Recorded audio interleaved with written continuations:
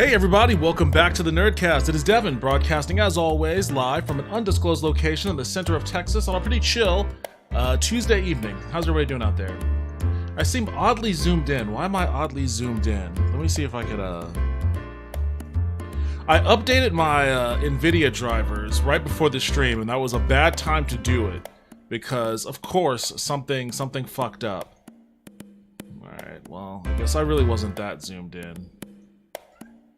Something fucked up and it delayed everything. I had to reboot my computer. It was a hassle, which I knew it would be. Updating video drivers are always a hassle, but I was kind of hoping it wouldn't be.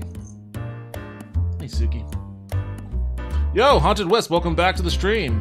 I wish I had known you were trying to put together a top-of-the-line 32-bit system because I gave my stuff from that era to the tech as a tip. PC stuff? Like, you had like a old gaming machine from like the late 90s or whatever? Yeah, that is a bummer. I don't know if I'm trying... See, I don't know yet if I'm gonna actually try to build it. I feel like that would be a pain in the ass. To get those components individually when, like, you know, there are people that sell them built on eBay. And, you know, I'm already had enough of a hassle building these two modern gaming machines. I don't know if I'm up for the headache of building a retro one. But that's cool though. It's cool that you had it at least. I kind of wish I have been in like, and it's in the title of the stream, I've been in a deep nostalgia hole lately. Like, no audio. What do you mean no audio? It looks like audio. Hold on a second. Yeah, I'm getting audio. Audio's coming through for me. And it's on my reader, so I think my audio is fine. You may want to check to see if your headphones or whatever are turned up. But yeah, I've been in a nostalgia hole lately. Like, it's been going that direction for a while. I mean, I bought those PC Gamer demo CDs, and I'm going to buy the actual games themselves once I get that 90s era PC in.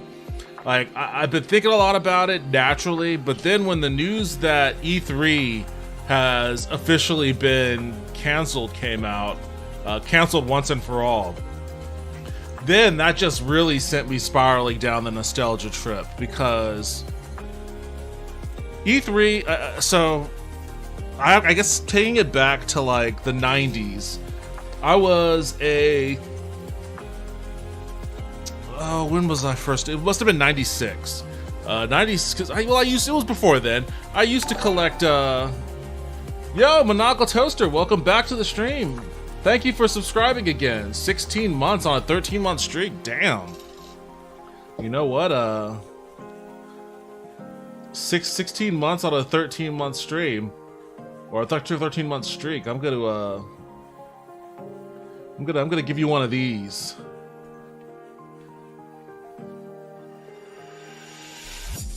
Oh, it didn't play. Why not?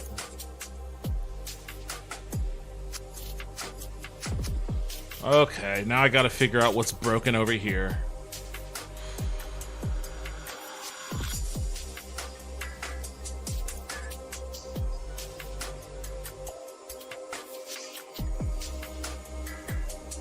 It should be working. Why didn't that play?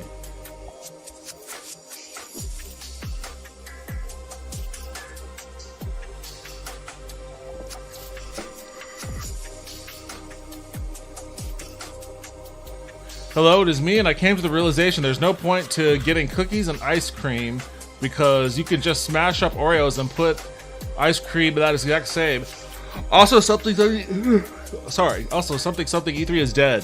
What I saw on TikTok the other day was someone crushed up some Oreos in like a little coffee cup or whatever, and then they put milk in it, and then they put it in the microwave. And after microwaving it for just a little while, it turned into an Oreo cookie cake. And it had the softness of cake, and it looked like it had the texture of it. And it made me want to try it. Like, I've always loved Oreos. And the idea of like an easy to make cake that tastes like an Oreo sounds like a winner to me. I don't need that ease of getting back into sweets in my life though. So I would definitely just go to the convenience store and buy one of those little small packs of Oreos to try it, and not like the whole Oreo package. But it looked good though. I was on board. Okay, so what is it connecting to? It's not even connecting to...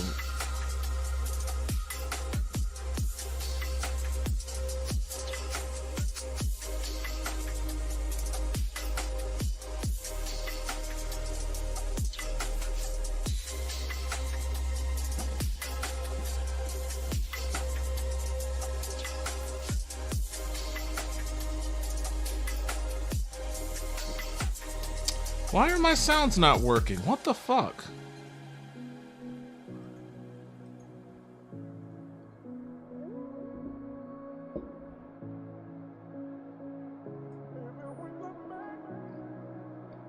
Why are my sounds not working?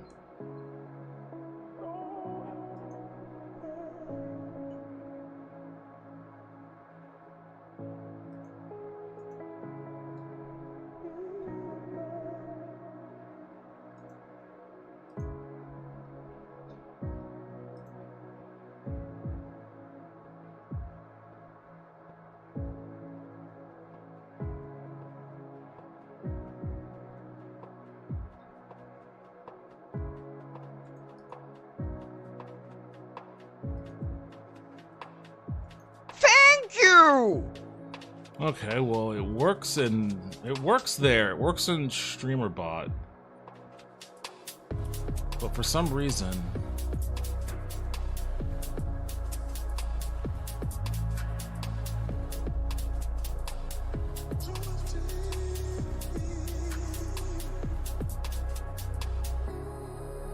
it's not wanting to connect there. I don't know why. Although it should work because the broadcaster is working.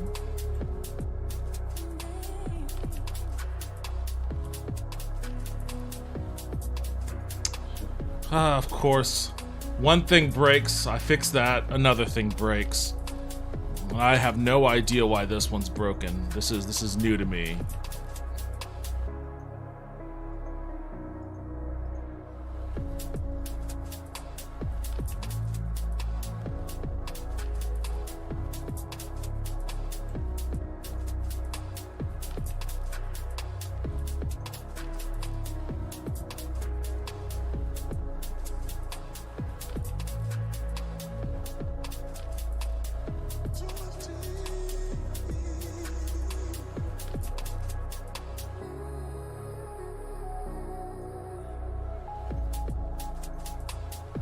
Alright, hold on a second, guys. Hold on a second. I'll get back to it.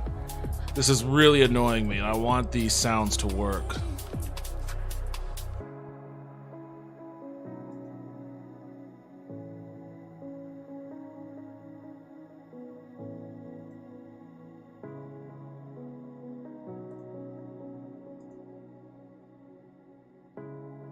I mean, it says that's weird. It says the bot account is connected here, but the bot account isn't showing as connected. Why? Why is it doing that? I don't know if it matters, honestly.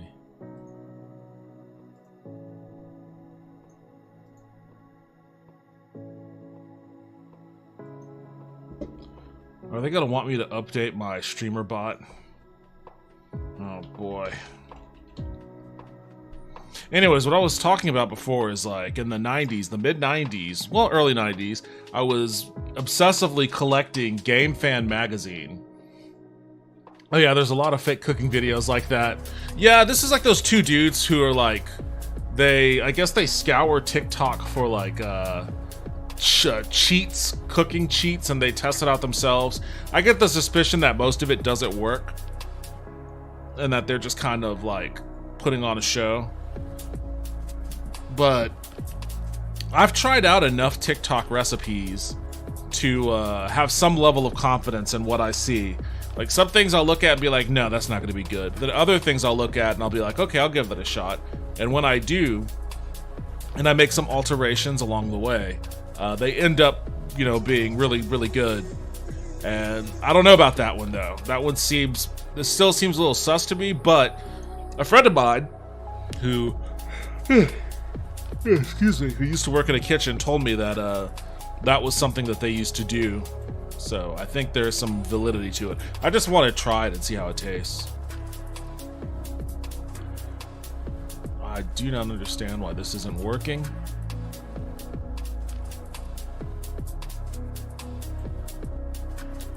What if I...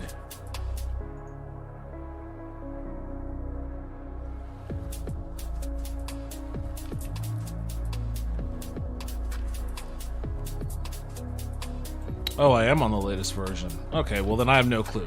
I have no clue what's going on then. This is just, I don't know, I guess sounds aren't going to be working. What a bummer. If it's not one fucking thing, it's the other.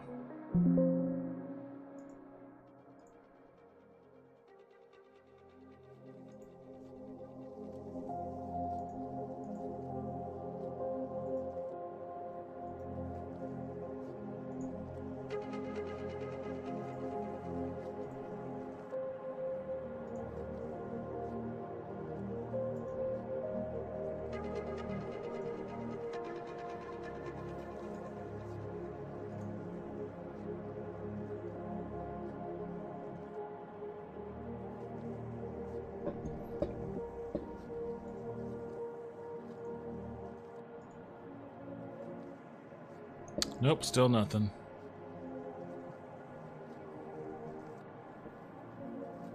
Wait, hold on, let me try that again.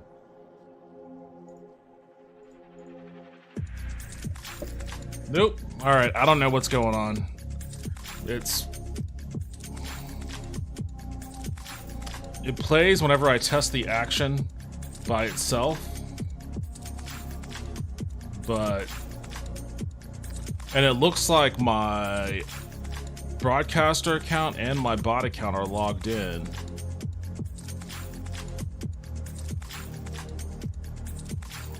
I just don't know why it's not working.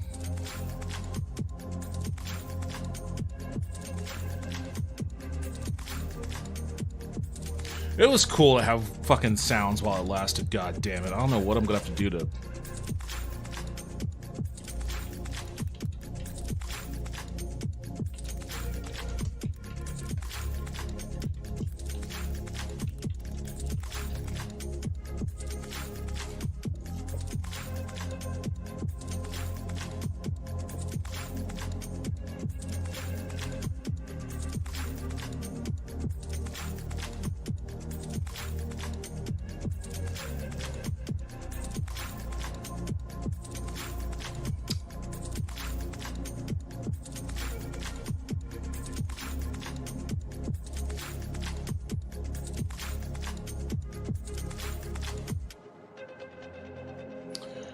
Let me see.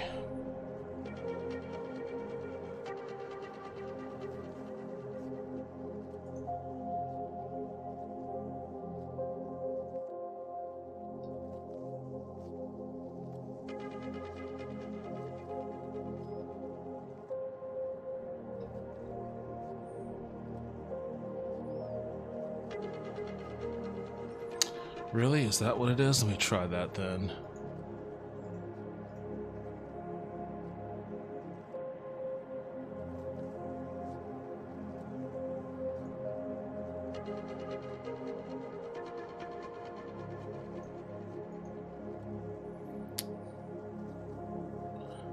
Oh boy, where do I get that from? I think it's over here.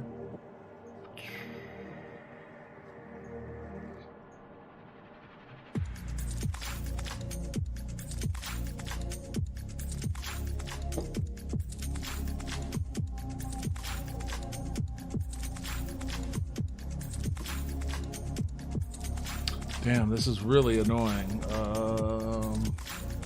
I don't know where to...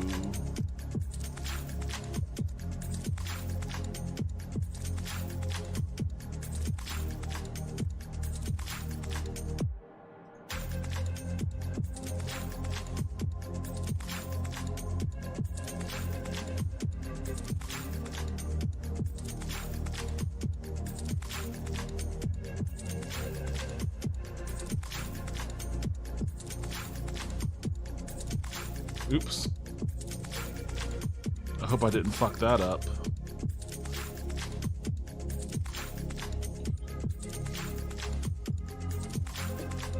I hope I didn't fuck that up.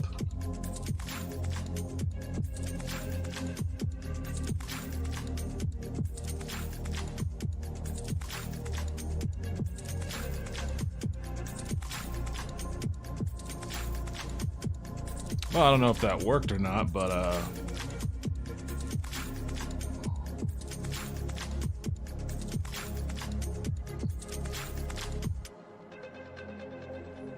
oh boy. Sorry about starting the stream off this way, everyone. I just don't I spent a lot of time hooking those sounds up, and it's fun to use them. It's fun to, you know, have people have access to them. And I don't want to just, like, ignore it. Did that not work?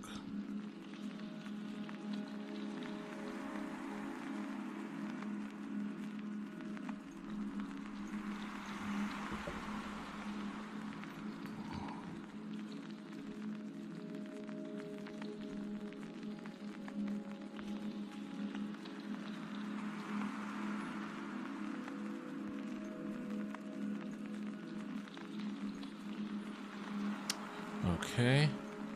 Hold on a second. I'm running through some steps here real quick. Go to settings. What the fuck is that at? It's like a million different... Oh, here we go.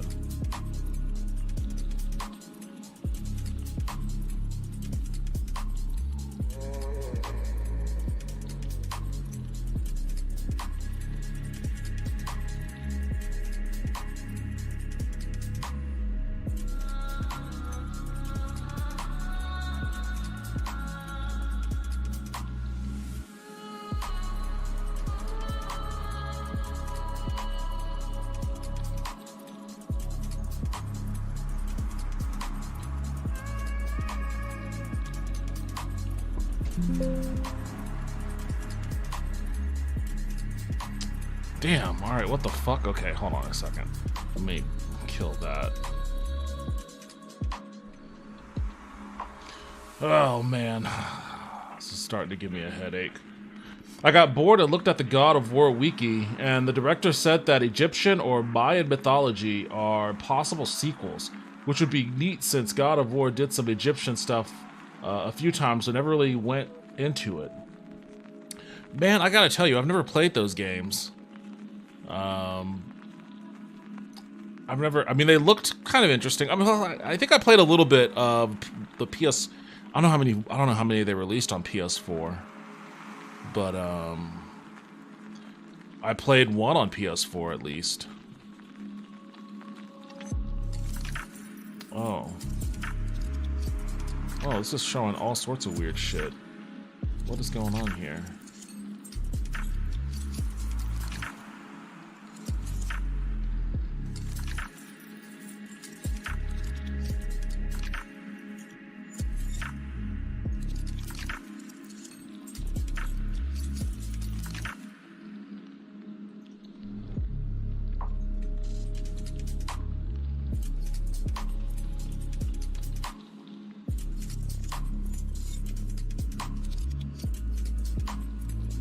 Well, does it work now?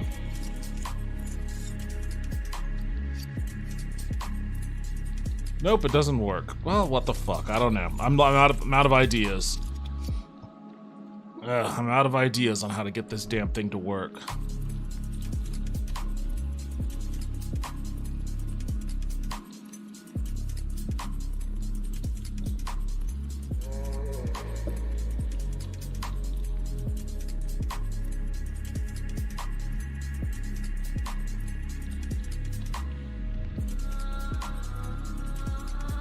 I wonder if something with the update changed the triggers in some way.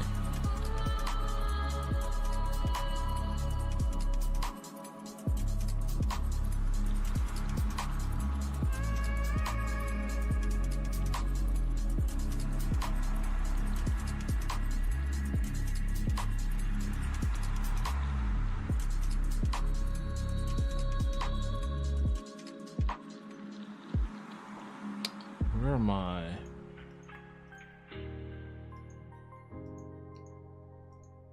I don't even know where it shows my...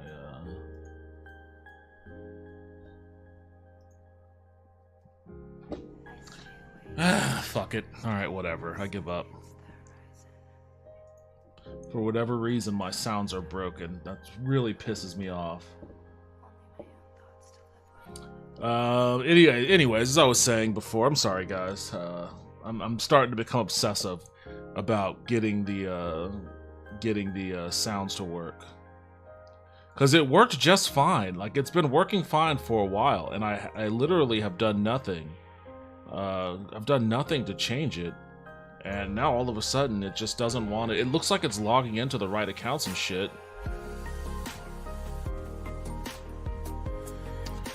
Anyways, yeah, I've only played, I guess, a little bit of that God of War on PS4, and it seemed okay. I don't know, I was bugged by Kratos. He just seemed to, like, he was too angry. He was way too angry, and I just didn't, I wasn't vibing with it. He was walking around with his kid, and his kid was, like, having a good time, and then, like, he was just being a super angry pissant, and I was like, I don't want to deal with this. And, action games like that, I usually tend to lose interest in a while anyways, in a brief while, so I just kind of dipped out. I'm sure it's cool, though. It's kind of weird that they haven't made more games like that based in other types of mythos. Egyptian, or really an untapped market is African myth. There's like nothing out there for African mythos, and I mean, Egypt notwithstanding, I know, I get it. Egypt is Africa, but outside from Egypt, there's nothing about any of the types of religions and mythologies that exist south of the Sahara. And that could be interesting too. I mean, shit, that's the origin story of zombies. Zombies come from there. If you cut grapes in half and microwave them, they make mini mushroom clouds in your microwave. Man, who discovered that one? I like grapes. They're among my favorite fruit. I have a bunch of fruit here. I've become one of these weird fruit people. I have like 7 different types of fruits in my fridge right now. Pineapple, grapes, and strawberries are my favorite. With, well, mangoes. Strawberries, I guess, are going to be a close second. Along with Granny Smith apples, which I've really been getting into lately. It's kind of an odd thing to say about a fruit, but... Yo, what the fuck? I click on StreamerBot's about to try to find some information, and I see a big green text. Dedicated to the loving memory of my mother. May you rest in peace, you'll be missed. 1954 to 2021. Damn. Alright, StreamerBot, sorry for getting mad at you. You're clearly going through some stuff. I'm sorry that your mom passed, but can you connect my services real quick?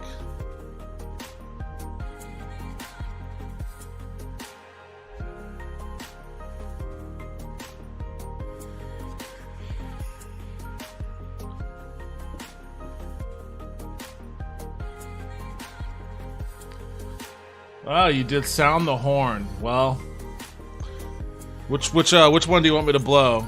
Viking? Shofar? Lots of cultures and religions aren't represented and are ripe for games to develop around the stories. I found out about the grape thing by accident. Oh, did you accidentally microwave some grapes? But yeah, I agree with you. It could be cool to have like African mythos. Wait, why am I frozen? What is going on my machine right now? Something fucking crazy is happening to my computer. I wish I knew what's going on. I mean, I just, had to reboot it.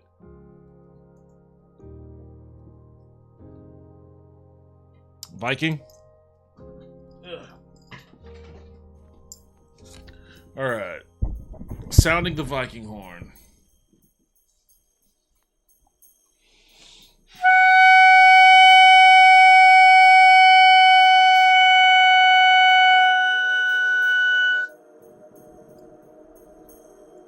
The horn has been sounded.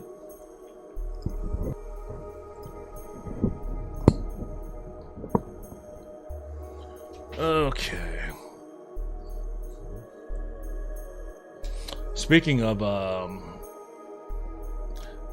sounding the horn, you know, I saw this earlier. I posted on my Twitter. Skyrim Together modders aren't making multiplayer mods for Starfield, but the code is now open source in case anyone wants to take it over. So yeah, like the team that did Skyrim Together started working on the mod for Starfield Together, but then in a very unceremonious manner, the one of the dev for the mods posted this. Hey everyone, let's talk about Starfield.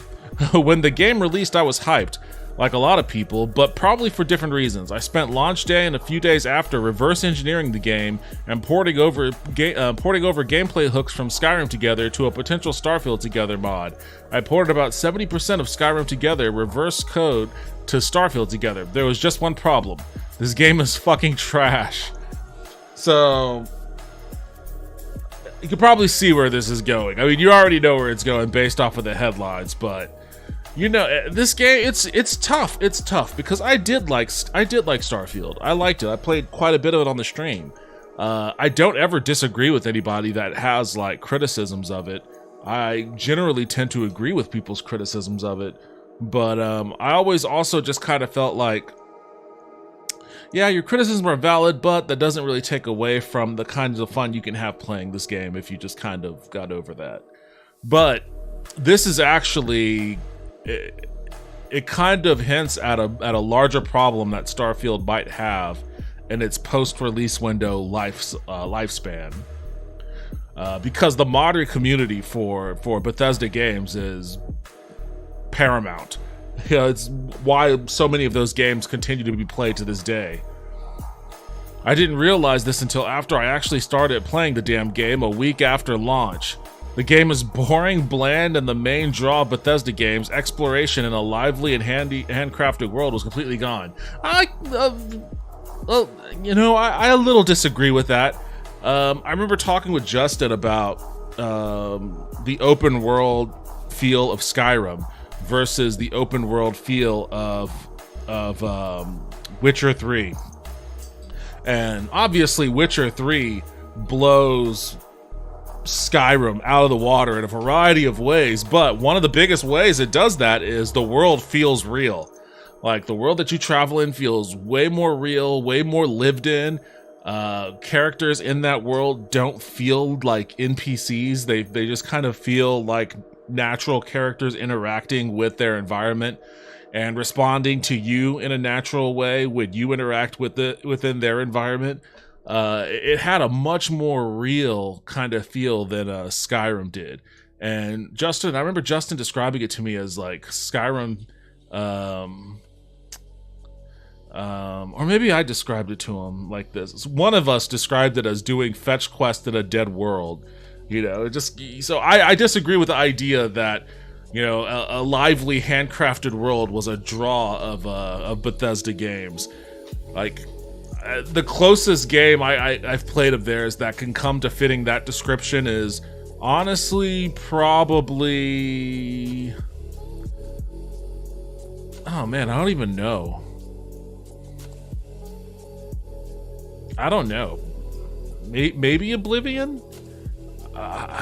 They all just kind of feel the same. And that's another big problem with these games, is that what's the difference in feel and vibe between Oblivion and Skyrim and Starfield? I haven't played the Fallout game, so I don't know if Fallout kind of fits into the same mold, but between those games I just named, they all basically feel the same. They all function the same.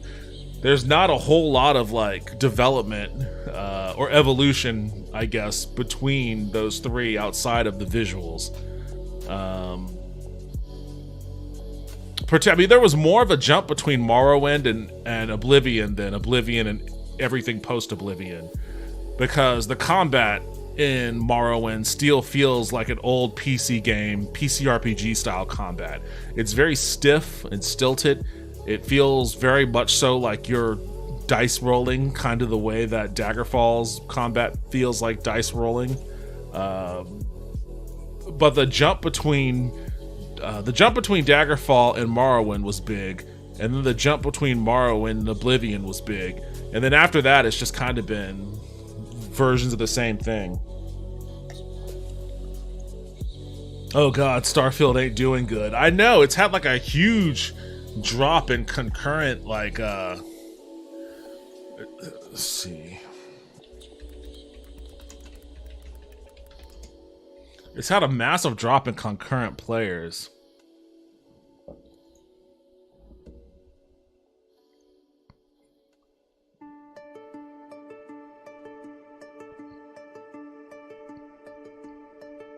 Yeah, you can just see it. Last 30 days, average players of 16. It went from average players of 145,000 in September. And then October, oh man, that's a huge drop in that 1 month to 48,000. And then you cut that in half to 20,000 in November. You know, and it's only going in that one direction. Like, people fell off dramatically on this game, and I get it. I understand that too. The funny thing is, like, I saw someone post that, like, it's ironic that Bethesda's most polished game is the one that has like the shortest lifespan, and that's true too. But I fell off of Starfield after encountering that debilitating bug. I encountered a bug where it basically forced me to create a new character and start from the beginning. Like, that's how bad the bug was. Like, I had to create a new character. And in between the time that I stopped playing the old character that got bricked and created the new character, I just stopped playing the game for like it felt like maybe a month, maybe like 3 weeks. But eventually I wanted to play it, and I was like, you know what, I'm just going to create a new character. But it's awful that I had to do that even. It's shitty. And I don't know how many other people may have been in that situation. It sounds like this is a game that doesn't have a whole lot of bugs compared to Bethesda's standard, which I agree with. Like, it wasn't super buggy, but the bug that I encountered was a doozy. It was enough to put me in this group. It was enough to put me in this cohort of red characters here. It's not doing good, and it's not helpful that they have their PR squad out there trying to combat people who you know are sharing their negative opinions on the game. That's never a good look.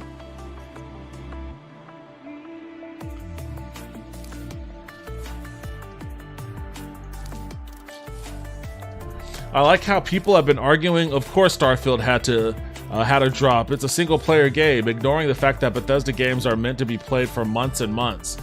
Yeah, that's true, but again, at the same time, speaking to this very news article, Bethesda games' life cycles live and die a lot off of their modder community. Like, there are people who will play through the story and whatnot of Starfield in a week, and then they'll spend the rest of their time playing it just exploring it. But there's not a lot to explore in Starfield. Every planet that you go to, like, the act of getting to the planet isn't interesting because you're just fast traveling from planet to planet rather than exploring space from planet to planet. And then once you get down onto the planet, like, you don't do anything. There's not a lot that differentiates one planet from the other, and you're just kind of walking around, scanning plants, occasionally shooting some kind of alien creature, and then wash, rinse, and repeat. So, like, without the modder community kind of, you know, developing the rest of the game for them, there's not going to be, you know, a long life cycle for this game. Bethesda very much wanted Starfield to be a game you'd play for years. This has been their game plan for a while. The issue with the game plan is that it's Bethesda who came up with the plan. It's weird that they wanted this game to be a game that you played for years and years, but then they built a game that doesn't really have a hook. It doesn't have a hook for you to play for years and years. Like, within the first couple of days of me playing the game, I was sitting here brainstorming different gameplay mechanics to implement to make the game more fun, to make it feel, to give me a hook to draw me back in to play again and again and again. I want to be able to assign crew members to other ships. I have like 4 ships, but I can only ever use one at a time myself, of course, it makes sense. But what am I doing with all those other ships? They're just sitting there. Like, why can't I make Sam Coe the captain of one of those ships I'm not using, and then send him out to do stuff? And then occasionally, when he's out doing stuff, like he gets kidnapped or captured by pirates, or he gets arrested by the Freestar Collective or whatever, and then I have to go to where he was last located at, you know, find where he is, and either use stealth to break him free, or go in guns blazing and shoot to kill, and then rescue him, and then, like, you know, wash, rinse, repeat. You know, I could do that to build out a space pirate empire, or a bounty hunting empire, or just like a resource mining empire. You know, give us some sense of like being able to create an economy. You know, I could have these guys mine resources, or, you know, steal shit from other people, and then I could have them bring it to me. We could store it in our storage on our outpost or whatever, and then we could engage in trade. Let me trade with other pirates or whatever. Maybe the Crimson Fleet contacts me and they're like, we're looking for blah blah blah. Do you have any? And then, yeah, I have some in my inventory right now. Let's haggle. How much do you want? I want this much. No, that's too high. And then you go through the little haggle thing, and then you get money from them and shit. Like, give us that would be a cool hook. You know, give us reasons to like come back to this world, because like, this game was not meant to be an exploration game. The exploration sucks. It does. It's not. There's no exploration. I didn't play Starfield as much as I did to explore. I played it because I liked the side quest. I liked the narrative of the side quest, and I thought the action, the gunplay mechanic was fun. Like, I played it like a first-person shooter more than I played it like a role-playing game. From what I saw, the game was too much like space, too sterile. Not even, but you know, people would accept that if they had the freedom to like move through that sterile space, I think, in a reasonable manner. I know that there was one streamer out there who recorded themselves, or they streamed themselves flying from one planet to another in real time, which I guess is technically possible, but it took too long. It took too long to do. And again, this was something that I argued at the time the game was launched. I feel like a lot of the reason why people were really bagging on this game is because No Man's Sky exists. And No Man's Sky gave people the ability to jump into the cockpit of a plane, launch, fly above the surface of a planet, point the nose up into the sky, fly out of the planet's atmosphere, fly into deep space, locate a planet on your little map or whatever, jump to light speed to go over there in real time, no loading screens, even though I imagine it's technically just a loading screen that's being hidden. And then once you get there, you get pulled out from your jump speed, you see the planet, you fly directly to the planet, it looks like a planet, As you get closer to the planet, all of a sudden it encompasses your entire screen and you're in the atmosphere. You keep flying, you still have control, and you can go all the way down to the surface of the planet, and that's when you see the flora, the fauna, and all this other shit, and you could land on the planet and do your shit. You just went from one planet to another in real time, traversing with controlling your traversal of that space in between on your own, for the most part, minus the light speed jump.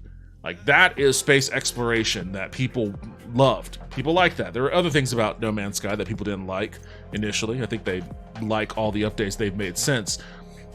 But people wanted that. People wanted to marry that sense of exploration, of space exploration, with Bethesda's storytelling negative and role-playing mechanics.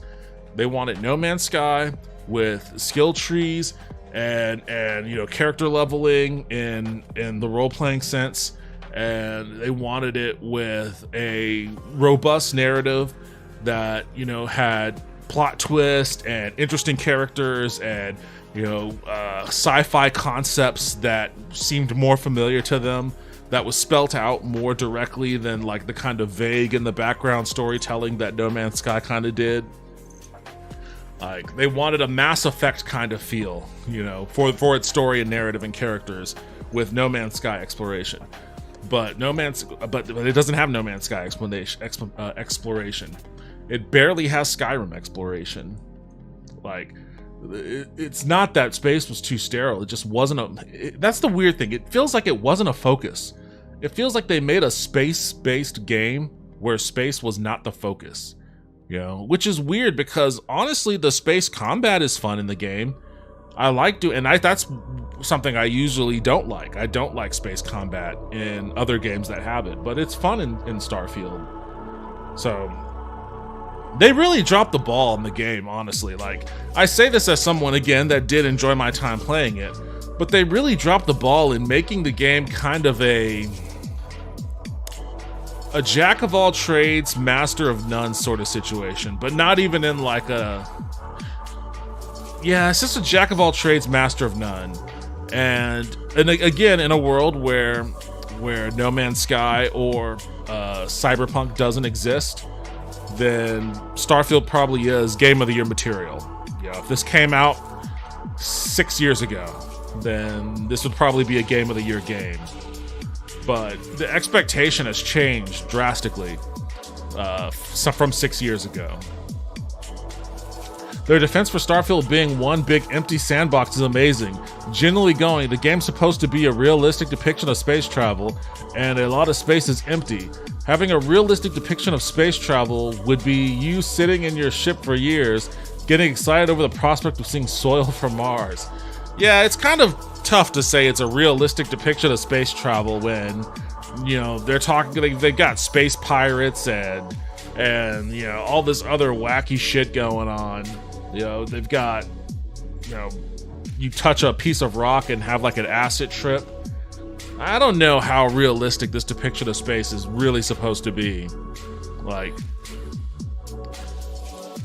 maybe they went the wrong direction with it then, because they obviously they wanted to make a hard sci-fi game that still had appeal for the normies, and the normies like shooting shit. They like Call of Duty and whatnot, and so the game had to have a lot of that in it, and it had to be a driver, because a hard sci-fi game like No Man's Sky isn't going to be enough. A hard sci-fi game like No Man's Sky isn't going to be enough to have the AAA blockbuster appeal. Like, even with all the excitement people had for No Man's Sky was always a niche game. Like, they knew what their target demo was, and it was not going to be the kind of demo that can do, you know, Batman Arkham Asylum numbers, or, you know, Madden numbers or whatever. Dark Souls numbers even though Dark Souls itself is kind of niche, but it's a niche that grew into the mainstream. Like, hard sci-fi generally doesn't really do that. So they knew what they were doing in trying to make their game have more and broader appeal, but, you know, they end up with a game that, again, is like a jack of all trades, master of none. It has a cool story, I guess. I mean, I never really got to finish the whole Constellation thing, but it was interesting.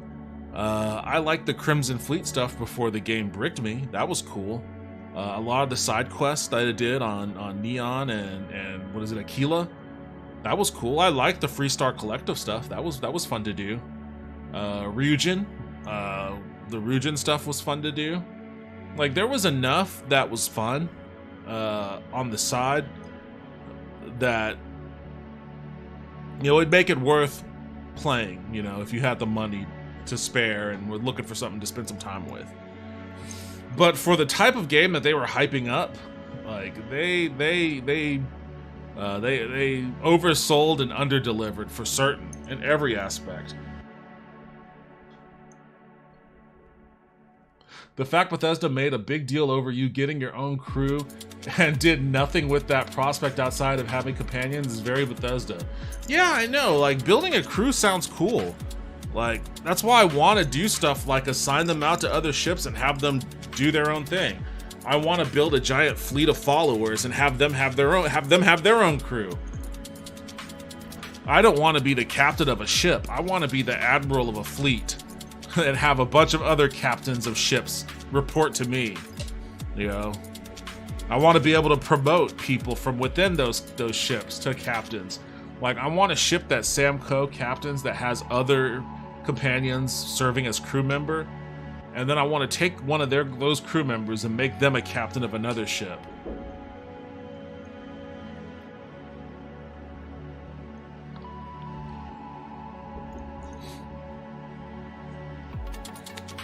Hell, why not go nuts with it? Maybe even make Sam Coe a fleet admiral, a vice admiral, so that he has captains reporting to him and he reports to me. But that's getting a little out of control. I'm sure a good modded community, if they had like maybe a year and a half or so to dedicate all their time to it, could build something up like that. But I mean, that's what the modding community is for. Bethesda's not going to spend all their time building some shit like that, but a bunch of dedicated modders will, if they feel like the effort is worth it. And, you know, one of the most prominent modders in the Bethesda ecosystem feels like it's not worth it. He said it himself. The game is fucking trash. I didn't realize this until after I actually started playing the damn game a week after launch. The game is boring, bland, and the main draw of Bethesda games, exploration in a lively and handcrafted world, was completely gone. I mean, again, never really there, but point taken. Anyways, everyone already knows this. Most people agree. There's no need to further repeat the point. Just read any dozens of reviews online. That said, I won't be continuing development on Starfield Together. I'm not going to put my heart and soul into a mod for a game as mediocre as this. Which is, I mean, this guy is harsh. I mean, at the same time, like, a lot of people worked really hard on this game, so I don't want to take, you know, a bunch of glee in trashing the game. I mean, again, I recognize that people's criticisms are valid, but Lord. Still, I did work on it, so I'll just throw my reverse engineered code online in the open source Titled Evolution repo, in case anyone wants to finish it, although finishing it is probably still upwards 100 plus hours of work. Let me be clear though, what I did so far is port reverse engineered code and hooks over. There is no playable version of Starfield Together right now. I'll upload that code later. Also, this is unrelated to Project Yamashi advertised about earlier. I don't know what that is. The TLDR, I made a start on Starfield Together, but Starfield is ass, so I stopped working on it. I made it open source in case anyone wants to finish it. No, you can't play it yet. Yeah, that's tough, man. That's tough. I wonder if this isn't like the tip of the iceberg in that regard. I know that Bethesda wants to release an official modding kit for Starfield in early 2024, but I mean, is that going to be enough to get this guy to come back to it? Doesn't sound like it. It sounds like he just doesn't like the game. How do other modders feel?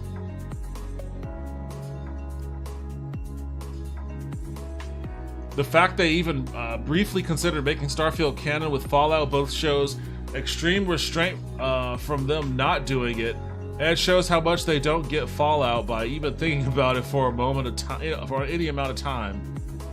I'm glad I passed on Starfield. It's a Bethesda game. Stop being a valid excuse for their crap for me since Fallout 4. Honestly, I got sick of Skyrim before Fallout 4.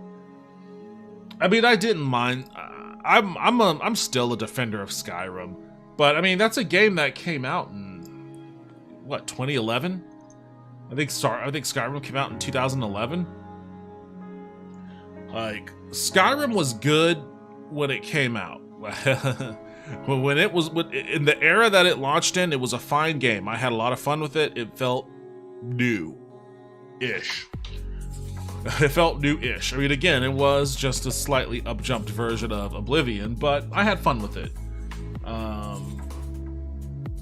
It's not a good thing that Starfield feels like, you know, and that's one of the things people said. It was Oblivion in space. It's not a good thing, or Skyrim in space. It's not a good thing when they release a game they've been working on for 6 or 7 years, and it feels like the game that they released like a decade ago. Then what you want is EVE Online. Nah, EVE Online is not for me. I'm not an MMO person in general, but EVE Online is like MMO spreadsheets. And I don't want something like that contrived. If Vince was here, he'd be arguing against my summation of that game. I want something that has like a dumb version of what EVE Online does though. Like, I want a compelling gameplay loop that doesn't require you to like take an accounting class to get into. Bethesda got too comfortable with the whole, oh, these idiots will fix any issues with mods thing. I agree with that. I think that's actually a very valid point. I think that there is some level, and again, I don't mean to demean the development crew on this, because I know that, you know, they worked hard and all that, but I do think that there is some level of, I guess, accepted laziness on the part of, well, we could do that, but that's going to be hard to do, or that's going to take time away from doing this other thing we want to do. Let's just, you know, we'll leave it, we'll create it in a way that would make it easier for the modding community to build on it. Or, you know, we want to do this, but we just don't have time to, so, you know, we'll let the modder community do it. Or, you know, there's a lot of stuff like that I feel about Skyrim too.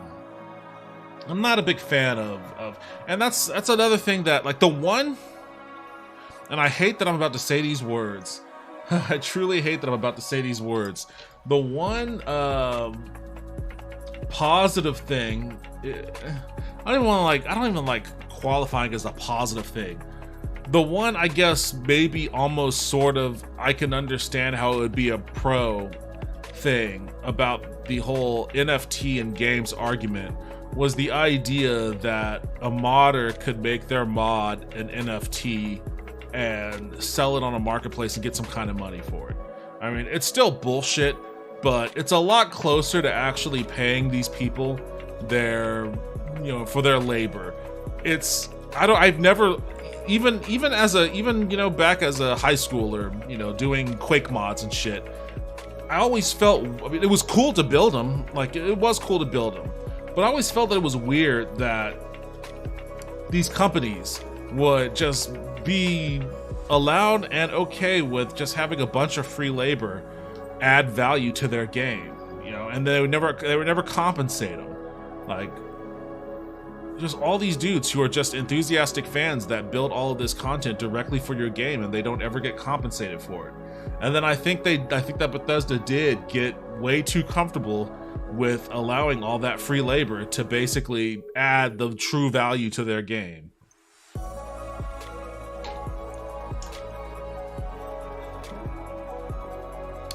Is it bad that I shit talk Bethesda every chance I get, yet I'm making videos about Morrowind? No, not at all. I mean, you're a fan. You're a fan, and so am I. Like, there's nothing wrong with being a fan and also having heavy criticisms of the people that make the work you're a fan of. I mean, I think it's valid. I mean, just so long as the criticism is valid, right? You're not saying, like, Kathleen Kennedy is making Star Wars woke, you know, and she needs to be fired. So long as you're not going down that path, then I think you're fine.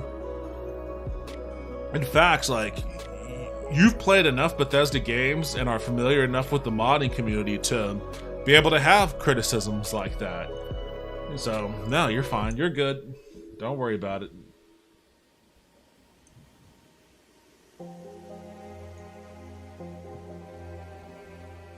Oh, what else do I have on here?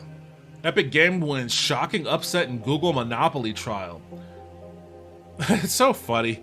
Google Monopoly trial, and it's between Google and Epic Games.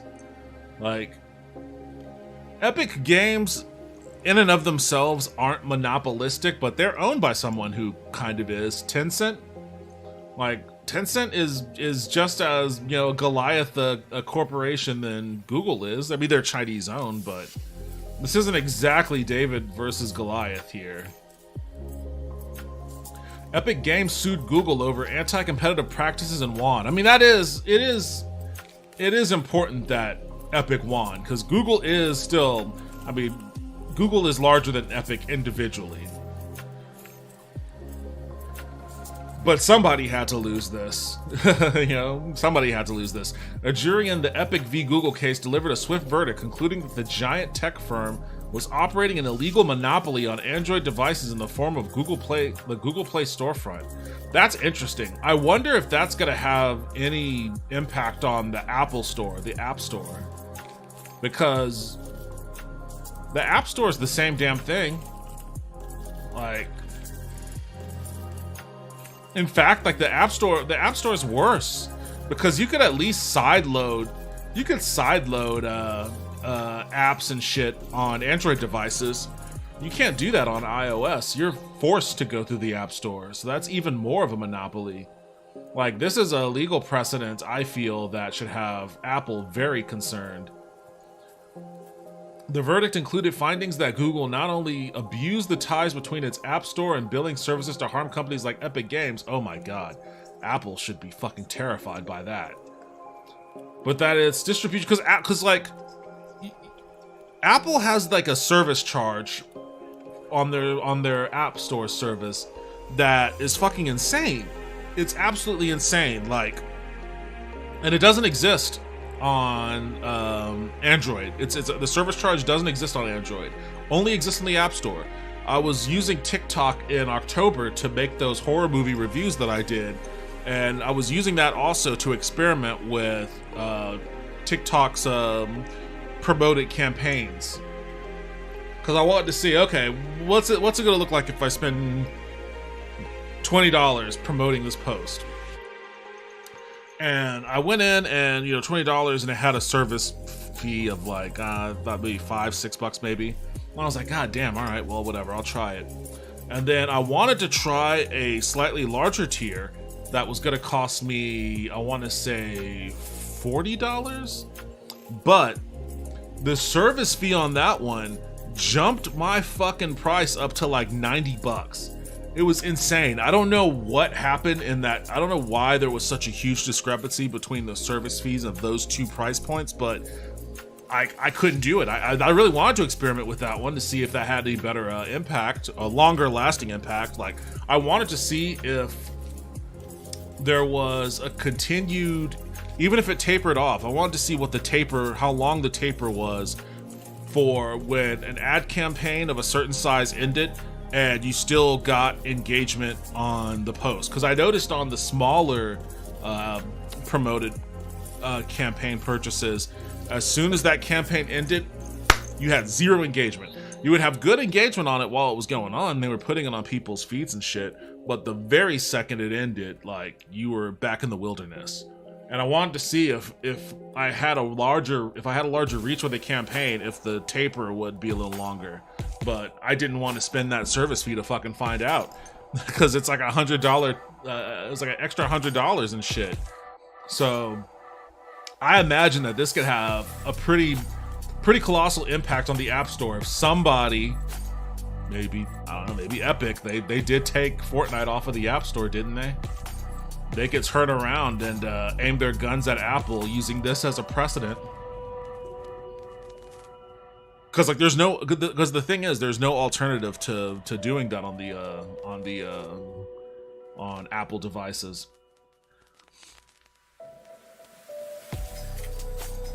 The verdict included findings that Google not only abused the ties between its App Store and billing services to harm companies like Epic Games, but that its distribution agreements with video game publishers like Activision, Ubisoft, Square Enix, and others were monopolistic as well.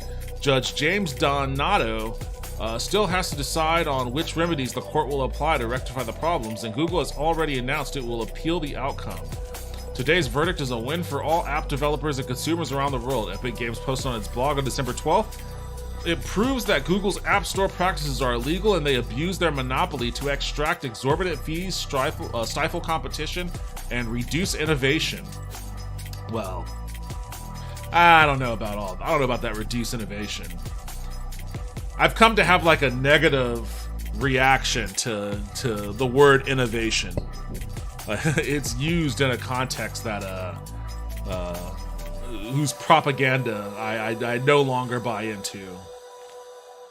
The verdict came after a surprisingly bonkers trial. Wait, why was it bonkers? What happened? The Epic versus Google courtroom battle sounds bonkers. We are now 6 days into I haven't been following this shit at all, so this is new to me. We are now 6 days into Epic v Google legal showdown over whether the Google Play Store is an illegal monopoly with high fees and strict rules designed to control Android app developers. Things are getting wild as Google employees, including the company's CEO, might have deleted evidence or hidden chats from court proceedings, leading to the judge demanding an explanation. Oh, damn. So they're just actively shredding papers in the middle of a trial. For those just tuning in or needing a refresher, back in 2020, Epic added an option to Fortnite on mobile that lets player buy Fortnite's in-game V-Bucks currency directly from the company at a discount, bypassing both Apple and Google's App Store fees. This violated Apple and Google's policies Epic agreed to and quickly led both companies removing Fortnite from their respective mobile phone app stores. So that's why Fortnite was removed. The funny thing is, I understood some of those words. We were also investigating allowing people to purchase our services via our mobile device, but we ran into this same issue. There was no way for us to side-skirt it, though. We wanted to do what Epic did, but we decided not to because we knew it would lead to the same result. So we had no choice. We had to comply. And let me tell you, if this has a negative impact on how Apple can operate this kind of business, then we will definitely be revisiting that. That's for sure. That triggered a lawsuit from Epic Games that led to a protracted 2021 legal fight against Apple over how Apple ran its App Store, the monopoly it may have had, and if the fees it charged app developers on in-app purchases. And now Epic is waging a similar battle against Google. Wait, is the Apple legal fight? I guess they already did that with Apple then. Wait, so did Apple win its battle but Google didn't? It's like the same fucking... In fact, Apple's actually worse. I mean, I guess they must have done it in a different court, but still.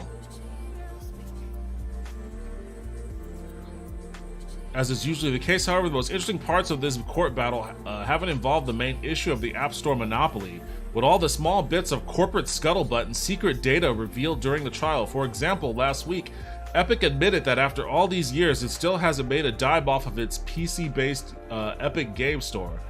I could believe that. Usually when people of Epic's prominence say, we haven't made any money off of this massive thing we built, I usually kind of side-eye it, but I can believe that. It's tough to enter the space that Steam exists in and make any headway. I've been a part of a campaign to do that. I worked a little bit on the EA Origin tool back when EA wanted to make their own version of Steam. Didn't go anywhere, really. I'm sure the argument has already been made that Steam in and of itself is a monopoly, although that's not quite true.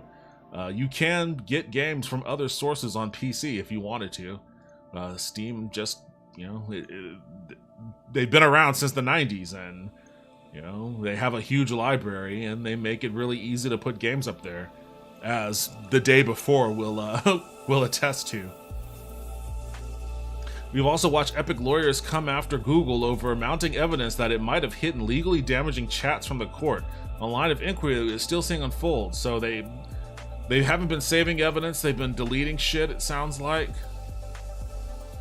Chat history. During this case, you had your default setting to delete chats every 24 hours, correct? Epic's legal team asked. That was the default. Okay, that's funny. That's just like a really... It just sounds so nerdy. It just sounds like such a nerdy courtroom case. Excuse me, Your Honor. Their default settings were set to delete chats every 24 hours. It just reminded me Bill Burr has a bit where he's arguing about modern technology. It's like everything always turns into, well, did you go into settings? You have to go into settings. like I get where he's coming from. I understand. I'm not quite, that boomer level yet, but I'm getting there. Everything is all about going into settings. Google CEO wasn't saving evidence either. Well, I mean, it looks like they tanked themselves in that regard.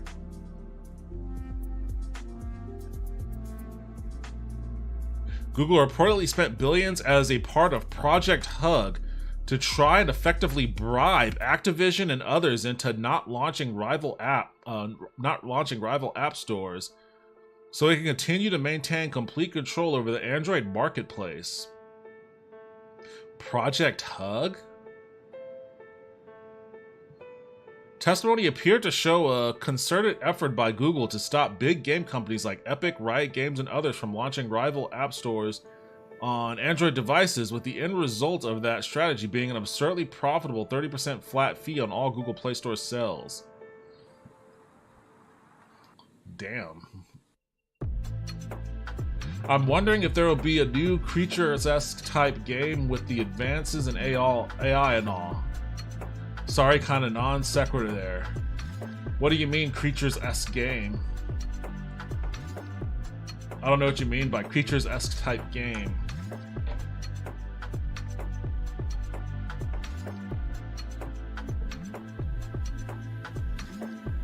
Epic's win. Oh, hold on a second.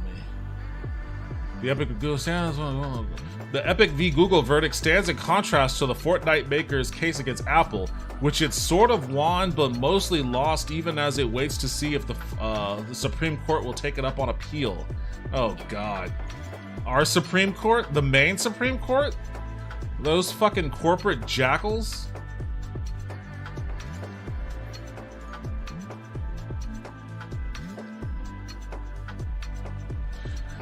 I don't have any hope there. In that case, a judge rather than a jury decided Apple wasn't a monopoly. Oh, so this was a jury. Okay.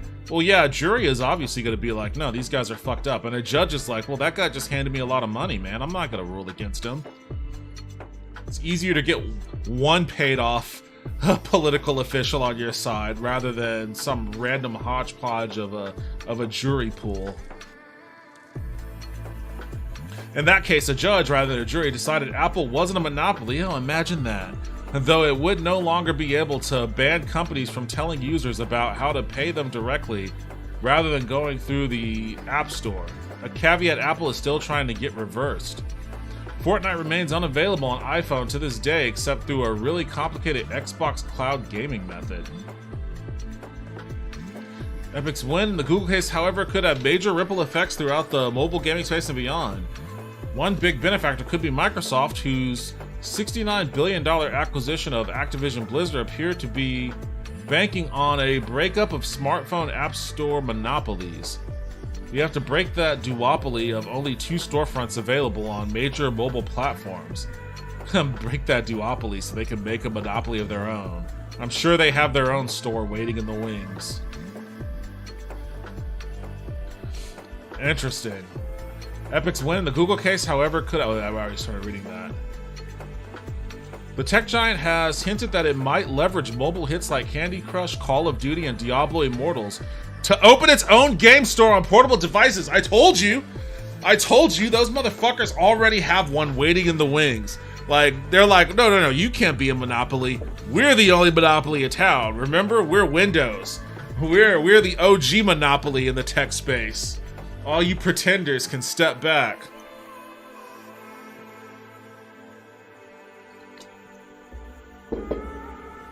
Microsoft CEO Satya Nadella recently said that giving up on the mobile market was one of the company's biggest mistakes. I used to have a Windows phone. Like in 2010, 2011, somewhere around there. I had a Windows phone. I kind of liked it, but it had its problems. It had its problems, like from a tech point of view. Like there were always weird glitches. It would randomly text people from my contacts list at inopportune moments, caused a lot of awkward moments there. And there was no app support whatsoever. I liked the styling of it. I liked how it felt and everything like that. But those bugs and the lack of like apps really kind of killed this. The reason why I moved over to iPhones. That, and at the time, Androids were just super easy to hack.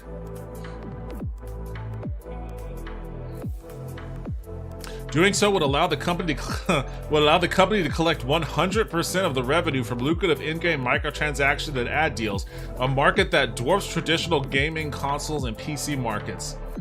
See, yep, there you go. That's all they want. EU regulators have also been pressuring Apple and Google to open up their mobile platforms and allow competitors to set up shop on them. Regulations demanding as much go into effect in 2024, and though they only apply to European countries, they could spur other countries like the US to adopt similar requirements. No, US never. The US will never adopt that unless like a riot happens that forces them to. Like, the EU is always doing way more regulatory stuff in the tech space that America never will. They've already, like, America is still acting like AI, or I guess maybe American officials, our government, our policymakers, are still acting like AI is some distant kind of thing, while the EU is already actively making, like, you know, regulations and rules and shit over it.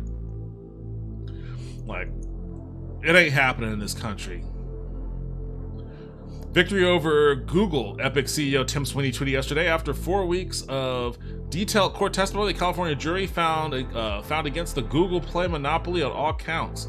The court work on remedies will start in January. Okay, cool. Well, that's interesting. I can't find the comment and got sad, but someone described my videos as starting out as actual debate about the state of society and philosophy, then turning into an Ed, and Eddie skit out of nowhere. I should have saved that comment so I could frame it. I've never actually watched Ed, and Eddie, but it seems like it would be your style. Oh shit, speak of like the devil, of the earlier devil. Speak of a devil that we were speaking of before, but then we got off the topic of that devil to talk about something else, and now the prior devil is back, and we are talking about it. Starfield Bethesda is working on new ways of traveling. The developer also suggested fans should expect a regular rollout of feature updates. Well, let's see what this is all about. If you're hoping for new ways to bounce about Bethesda's jumbo-sized galaxy in space, jumbo-sized galaxy spin. What the fuck is this sentence?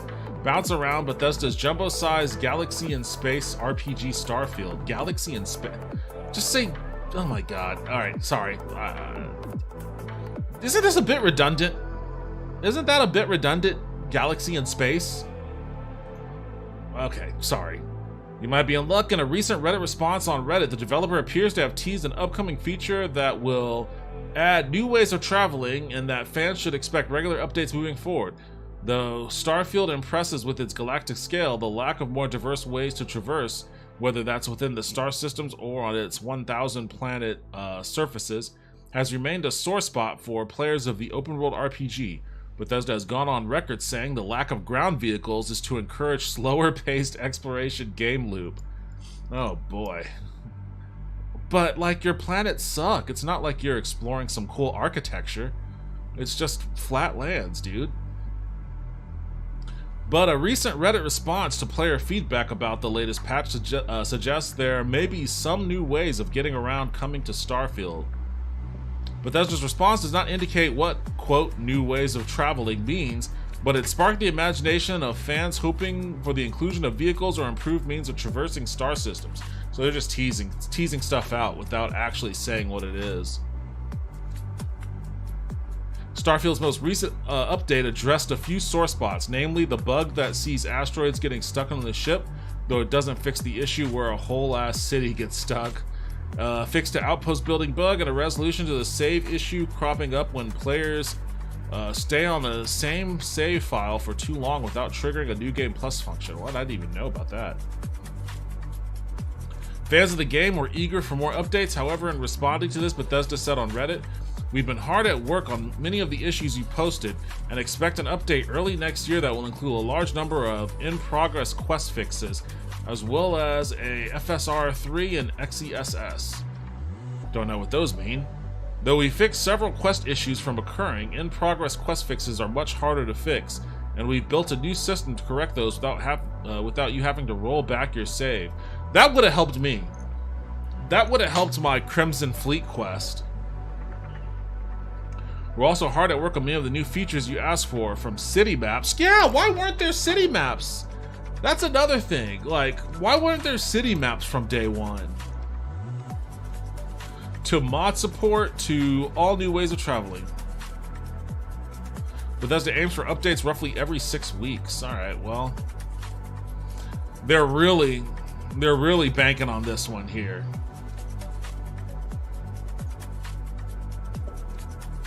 Oh boy.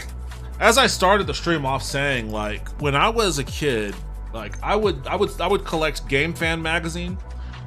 There were 3 magazines that I would collect regularly, and I wish I kept them. I threw them all out. I feel stupid for doing that, especially since a lot of them are selling for a lot of money on eBay now. But I had Game Fan magazine, and it's a real bitch, dude, because, like, I had those magazines, and I hated moving with them because they were so fucking heavy, which is why I ended up throwing them away because I was just moving so frequently. But I kept my X-Men #1, and I was like, yeah, X-Men #1, that's gonna be worth something someday. And it isn't. It isn't worth shit. X-Men #1 is like worth pennies still, because I guess there were so many copies of that issue sold. It's not a collector's thing at all. Like, none of the comics I actually collected for collector's purposes are worth shit. But all of those old Game Fans and stuff, like, I saw one that was selling for $260 on eBay earlier. So I totally whiffed on that one. But I used to collect Game Fan, Electronic Gaming Monthly, and shit. What was the last one? Next Generation. I used to collect Next Generation magazine. And, you know, I just, Game Fan was always my favorite because it had the art, that dude that did all the artwork. There was the comic with Monitor and all that. All of the reviewers, instead of going by their normal names, they had like code names like E-Shadow and shit like that. And to me, to my like middle school brain, all of that was really cool. And their page formats were interesting. Like, they didn't have the magazine layout where every page was uniformed. You know, like every page on Kotaku looks the same, with the same kind of styling on headlines and subtitles and all that sort of stuff. Every page was different. Like, it was all artistically different, which, you know, is very on brand for 90s. But you know, for a kid, it was cool. It was exciting. Like, it was like a new visual treat with every page turn. And they would talk about upcoming games, and I would get super excited about it. And they would talk about games that were being released in Japan, which, you know, was cool for me because, you know, I grew up in Japan, and now living back in America, that was like a kind of a little bit of a touch of what I was missing at that moment. But they also did really big features on E3, and to me, that was like the pinnacle. Like, my dream as a kid was to go to E3. Always wanted to go to E3. I always imagined how cool it would be. Like, they would talk about it. It's problematic now. I think they eventually had to get rid of it, but they were talking about booth babes, E3 booth babes, you know. And I was like, oh man, this is so cool. I wonder if there's like,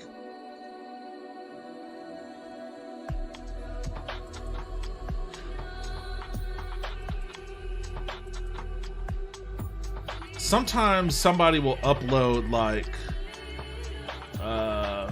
an entire issue of a magazine in PDF format. I wish they would do that to oh, I had this one. I had this issue. I remember it. The last Fighting Force. This was Fighting Force. This was Eidos's game after, I think, Tomb Raider 2 or Tomb Raider 3. And I always wanted to look at those character models, man. I always wanted to play it. I don't think I ever had a chance to. But yeah, inside this issue, The Last Bronx. Oh, that was a fighting game for the Sega Saturn that I never got to play. It looked cool though. It was like a weapons-based fighting game. Treasures of the Deep. Don't remember shit about that. Final Fantasy VII. Now this was leading up. This was all the hype that was leading up to Final Fantasy VII's release. Like, and I was totally in on that. Even though I didn't have a PlayStation, I was totally on board with Final Fantasy VII's release. So much so that I bought the game on launch day. I bought it when it came out without having a PlayStation. I borrowed a friend of mine from high school. I borrowed his PlayStation, or middle school. I borrowed his PlayStation to play the damn game. So, but part of it was Game Fan. Game Fan got me hyped up for it. UK Troublemakers, Ghost in the Shell, V-Rally, Felony 1179? That sounds really familiar. I forgot about that. What kind of game was that?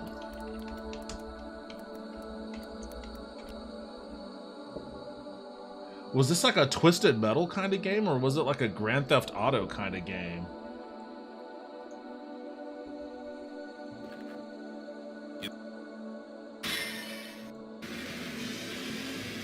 Oh, look at those beautiful visuals.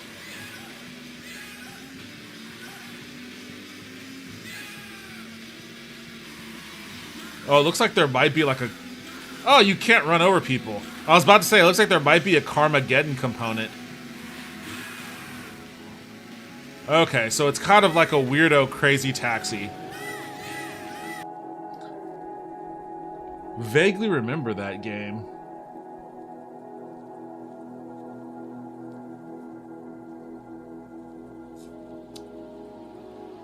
Oh, I'm sorry about chat. I'm kind of going off on my own little tangent over here. Creatures was a game where you raised these cute creatures and they were late 90s AI behind the wheel of the creatures. You could punish or reward them to modify their behavior. Okay, so it sounds Tamagotchi-esque. Resident Evil, the director's cut. Yeah, this is what I was talking about. Like, instead of each page having like some normal-ass, boring, uniform look, like, each page was its own art piece. They always used the logos of the games they were talking about as their main like headline, as their art piece. So like, it was cool seeing the actual logo and not just seeing, you know, normal font. Like, this is the game. You know, the layouts were all cool and interesting. You have this these film reels with the screenshots in them and the artwork. You know, this was like a a 2-page spread, which was cool. Final Fantasy VII, I remember this. Like, it may not have been the prettiest text layout-wise, but it was exciting, though. Like, look at all the energy on this screen. Look at all the energy going on here. You've got all these little screenshots, and these were small screenshots, you know? These weren't 1080p on a big monitor. Like, I remember like getting right up close to the page and squinting and like, is he on a motorcycle with a sword? You know, like, and then this was cool. These were great looking graphics for the time. I didn't know what any of this shit meant. Like, I was like, this is awesome. I was excited for it. Like, Nick Rocks, I remember that dude. That was one, like I was telling you, all the people who wrote the pieces were they didn't go by their normal names. They went by pen names. And I remember Nick Rocks was one of them. They had their own specialized art too. This dude was like a weird version of Ken from Street Fighter. Who did the other one? Who did the first one? Shin Rocks. That was a different version of Nick Rocks. Oddworld's Abe's Odyssey. Pandemonium 2. I never played that one. Final Fantasy Tactics. I did play that one. I loved it. Look at that layout. I like this. I still like this.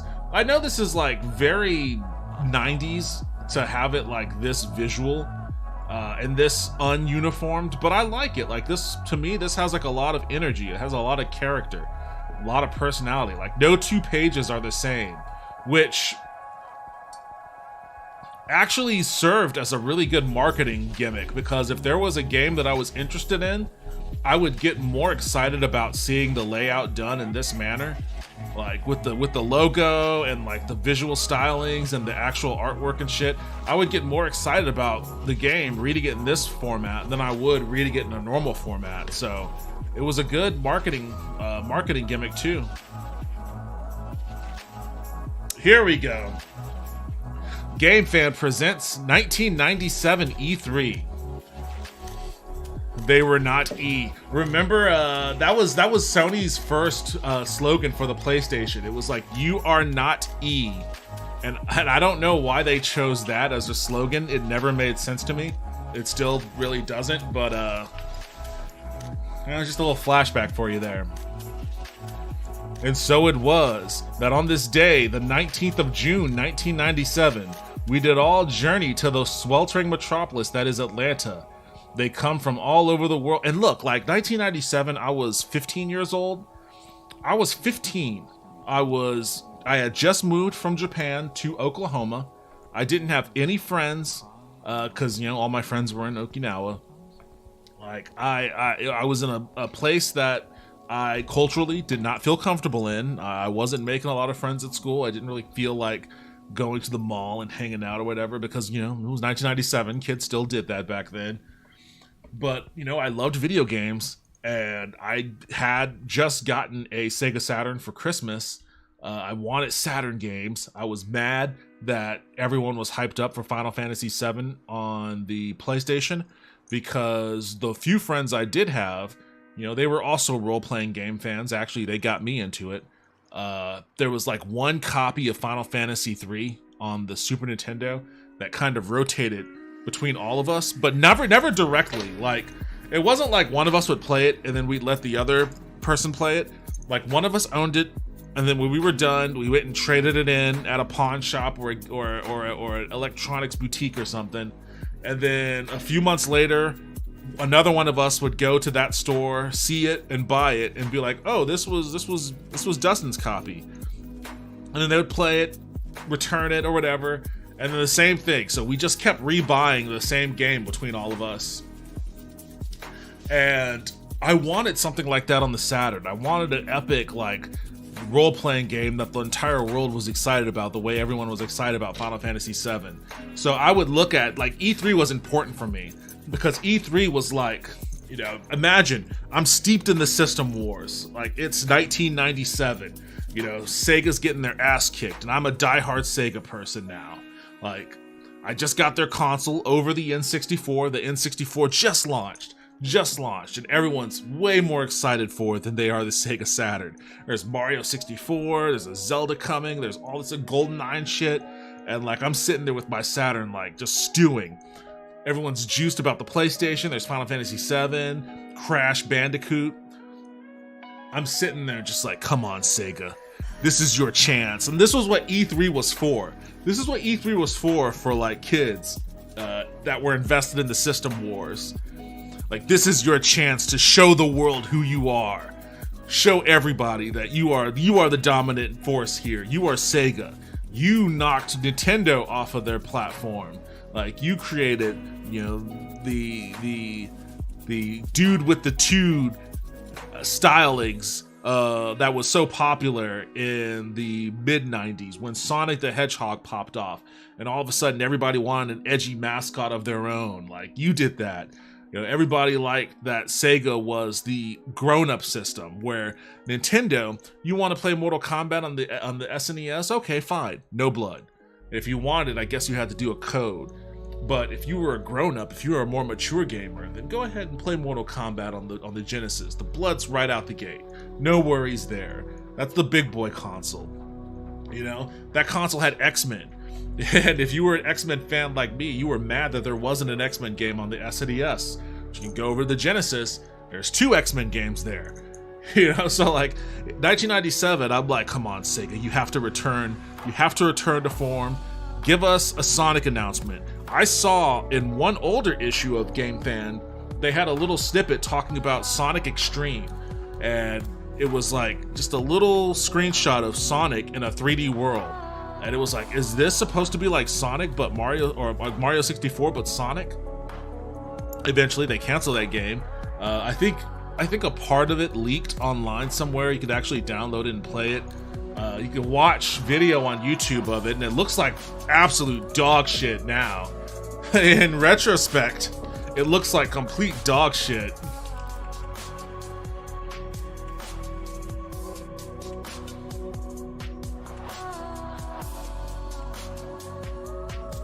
Let's see if they actually show any of it. That's some of it right there. There isn't like just a normal like...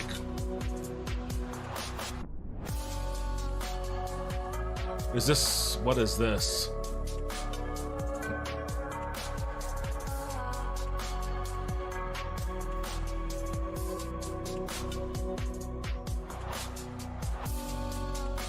Okay, so this might be video.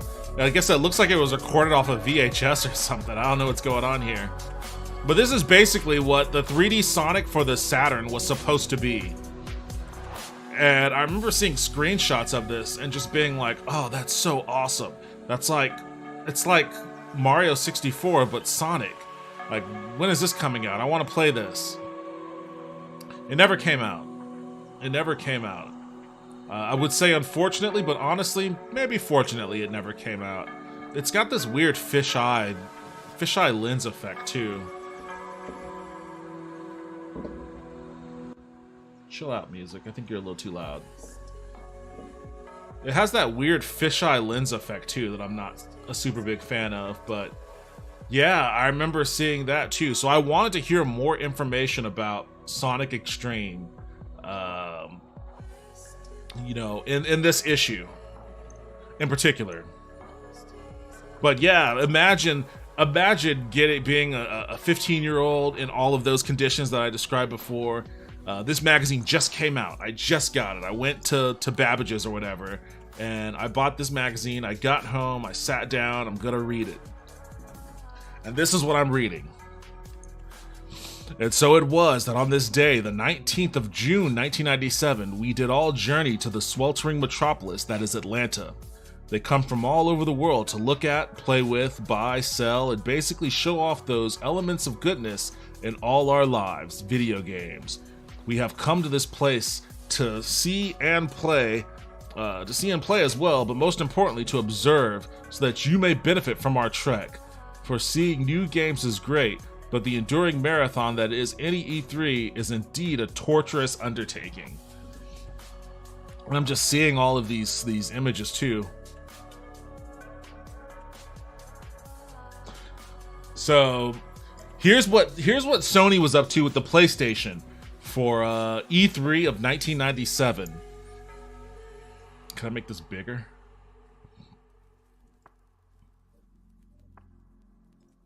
Oh shit, I can make that too big. I guess that's good enough for here. Sony descended on Atlanta with one goal in mind, winning. And when they did, oh, I can't imagine how pissed off I was when I read that.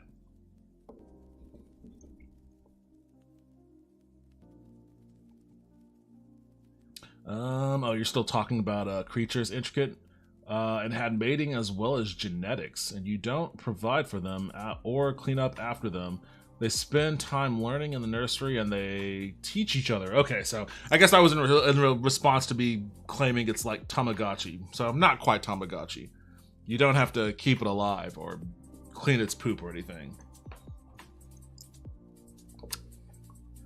The city made of steel was like a blazing metropolis for 3 days as awestruck showgoers moved among the never-before-seen games as Rapid Racer, Medieval, oh, I remember Medieval, Crash 2, Blasto, oh, Phil Hartman, rest in peace, Blasto, which sounded cool when it was announced because it is Phil Hartman and it had like a very slapsticky kind of look.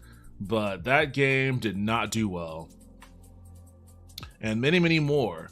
When the airborne swamp that was Atlanta's weather began to take its toll, a visit to the massive sports bar atop the giant steel atoll was the hottest ticket in the joint. Like, to me, that just sounded so cool. And then again, as a 15-year-old, I'm looking at all these screenshots and I was like, oh, they got to play this? They got to play Crash 2? Steel Rain? I remember Steel Rain. Bushido Blade. I still like Bushido Blade. I guess it kind of lives on in games like Hellish Court, but for 1997, this was kind of a unique thing. Like, a dueling game where one-hit kills existed. I liked that. I was also jealous that wasn't on the Saturn. Final Fantasy VII, of course. Exodus, Spawn, that terrible Spawn game. Jet Moto 2. Cardinal Sin. I think that was a fighting game, but I never actually played it. And Intelligent Cube, which was actually a really good puzzle game. They should bring that one back. Sony in just 2 years has managed to consume nearly every square inch of gamedom, sucking up developer support like an all-blob manatee. It's hard to imagine where they'll be in 2 more. Well, we know where they are now. You know, like a solid fucking nearly 30 years later, 25 years later. Although a vast quiver of hot titles were on display inside Sony City, both first and third-party games were strewn throughout. A few of Sony's own managed to take center stage.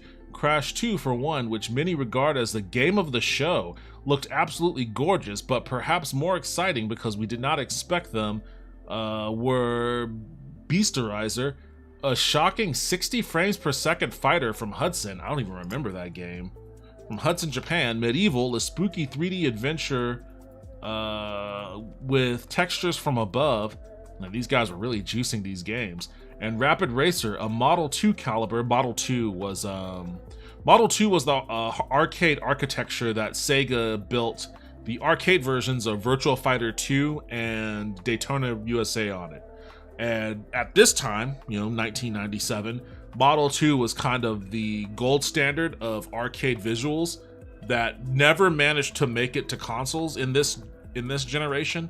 The Sega Saturn just wasn't strong enough to really do a one-to-one port, and obviously those games never made it to the PlayStation, but their counterparts, Ridge Racer and Tekken, close, but not quite Model 2. Model 2 in the arcade still looked better. So it meant something when these guys said that Rapid Racer was a Model 2 caliber visual feast of a speedboat racer. Blasto, Sony's first ever in-house character-driven action platformer, a biggie for hardware giants, was too early to judge, but based on where Blasto's design... let's go to the next page.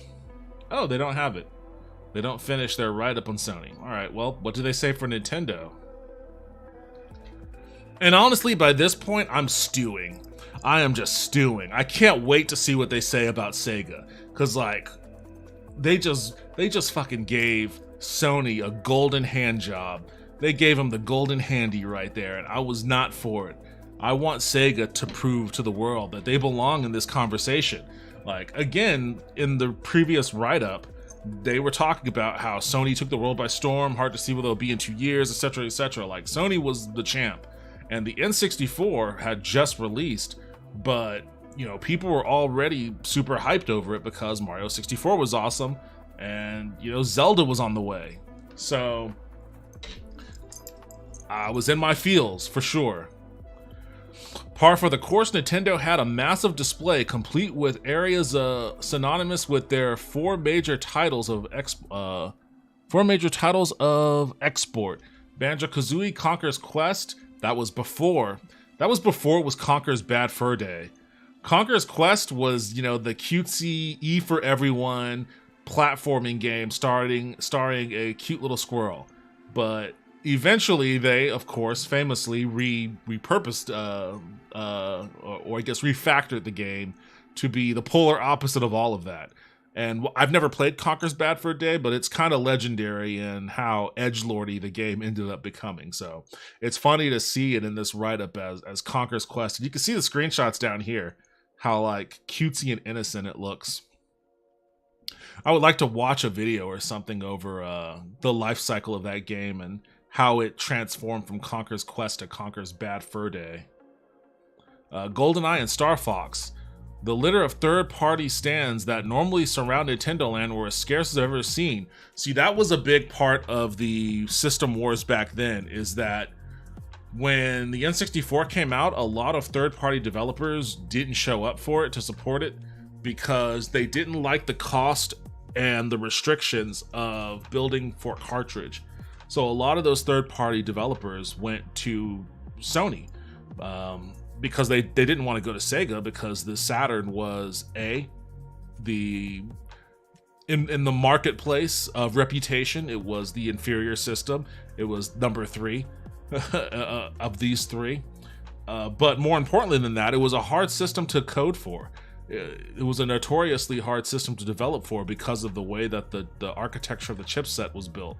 So if you didn't want to spend the money and invest in the what it would take to make a game for the cartridges of the N64, the only real show in town was Sony. So, and the big driver for a lot of those companies choosing Sony, in addition to what I just mentioned, was the fact that Square Enix left Nintendo.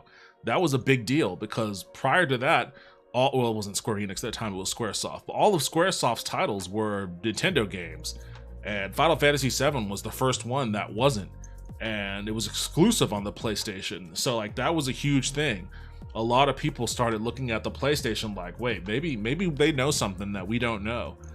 Maybe this is the system that we should be investing our development efforts into, and not the N64. And certainly not the Sega Saturn. So yeah, it makes sense that they would say in 1997 the third-party landscape was as scarce as they've ever seen. However, something Nintendo intends to remedy in the year ahead. Doesn't really happen. A cartridge price drop was announced and should pave the way. So yeah, that was the big point of contention, was that it was just pricey to develop like big games on those cartridges. As opposed to like the CDs that the 32-bit consoles were on. Perhaps the most shocking revelation at Nintendo was what was not on display in playable form, mainly because if they were, Nintendo could have easily given Sony a run for their money. The ever-popular Zelda 64, that's what they were calling it before it became Ocarina of Time. Zelda 64, the stunning F-Zero 64, Enix Treasure's Mischief Makers. Oh yeah, so yeah, this was before Square. So Enix still kind of supported Nintendo. Again, it was another shocking betrayal, but they decided to release their flagship title and Final Fantasy's biggest rival, Dragon Quest. They decided to release that on the PlayStation as well, instead of releasing it for the Nintendo system like all other previous Dragon Quest games were. So that was... By the time that happened, though, the knife was already in, so it wasn't as shocking as Squaresoft's betrayal. Mischief Makers is supposed to be a fun game, though. I never played it. Mother 64 and the mind-blowing 2D Yoshi's Island were all on tape only. Chameleon Twist was absent as well. Nobody cared about that one. Banjo-Kazooie and Conker's Quest carried things nicely, but both are focused squarely... That's so funny! That's so funny!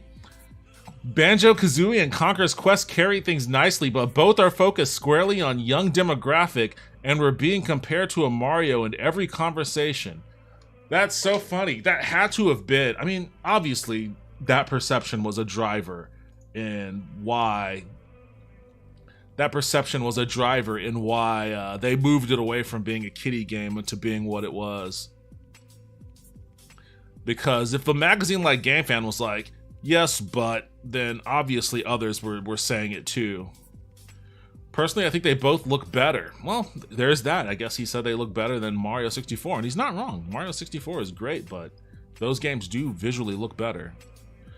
GoldenEye is awesome, far exceeding our expectations. Coincidentally, all 3 of these are rare games. Nintendo's disk drive will surely be the focus in 1998. Oh yeah, the disk drive. I don't think that ever came out, did it? Or if it did, I don't have any memory of it. What was it, the DD64 or something like that? Yeah, I think that was called DD64. Body Harvest, I don't remember that game.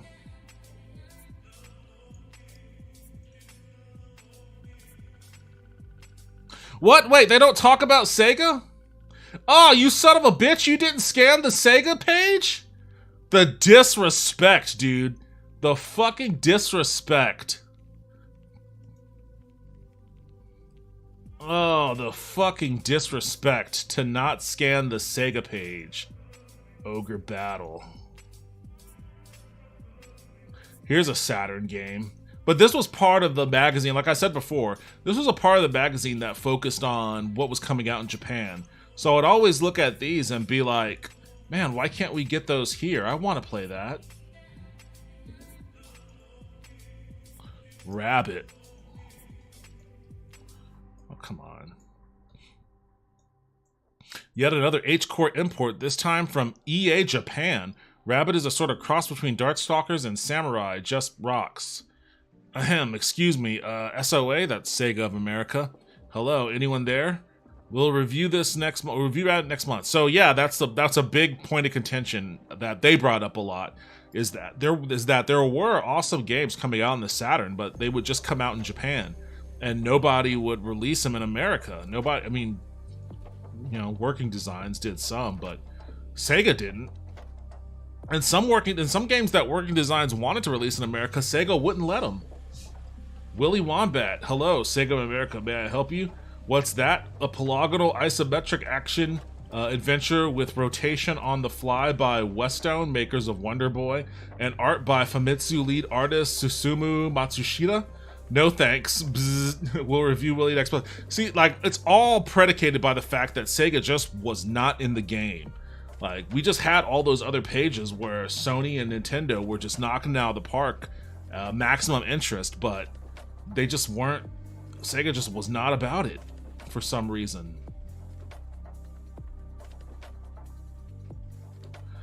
Oh man, oh boy, I just got back in my old System Wars self. But I mean, that's what E3 meant to me. I know that was a very long tangent, but that's what E3 meant to me.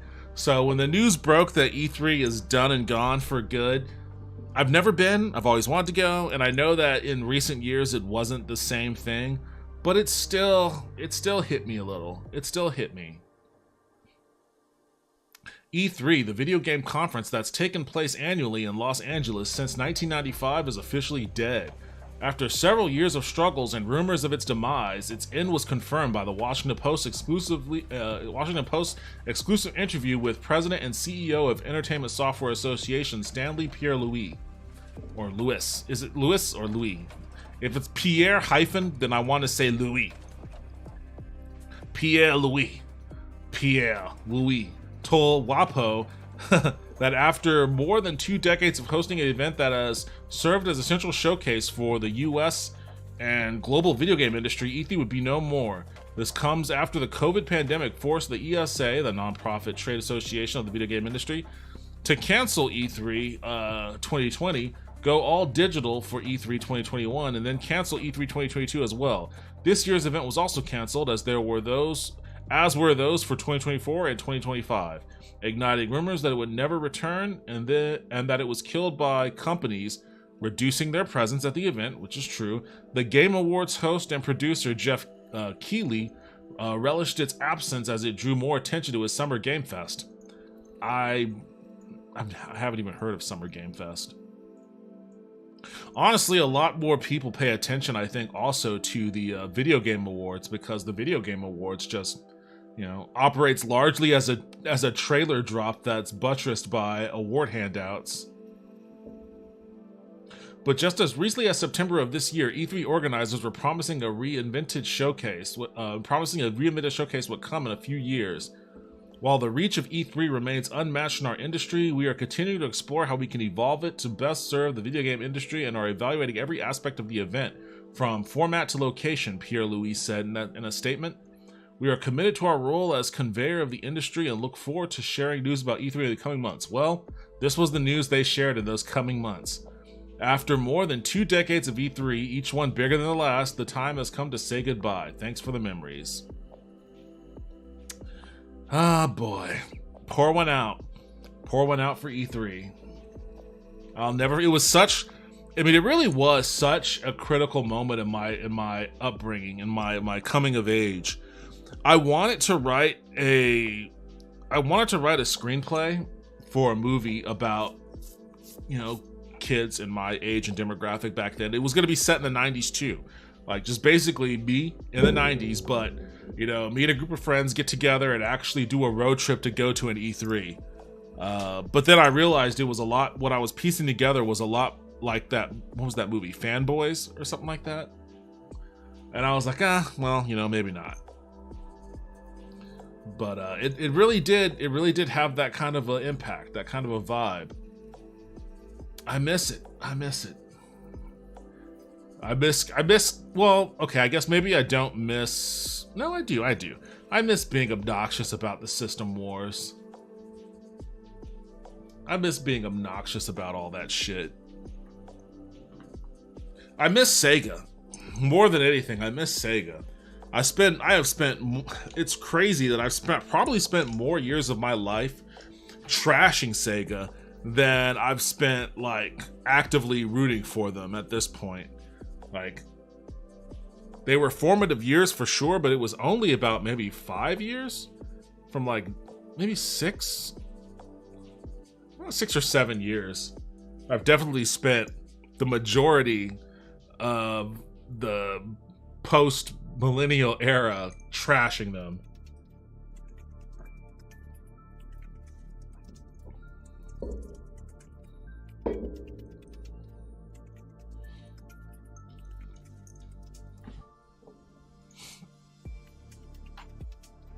I wonder if they have the E3 from 1997. Stretch! Good timing. I need it.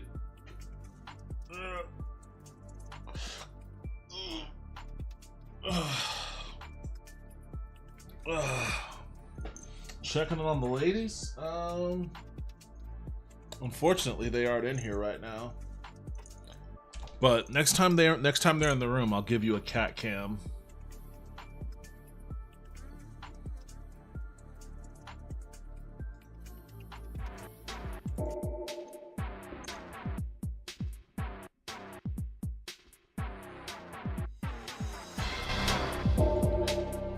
Oh man, that music. That GoldenEye music.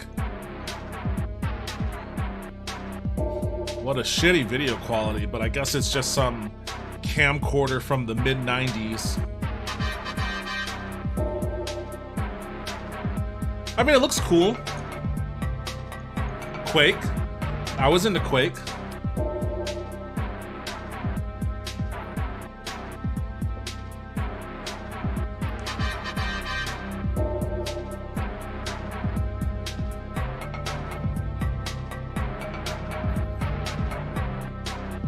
Banjo-Kazooie? Oh, that looks terrifying. What the fuck was that?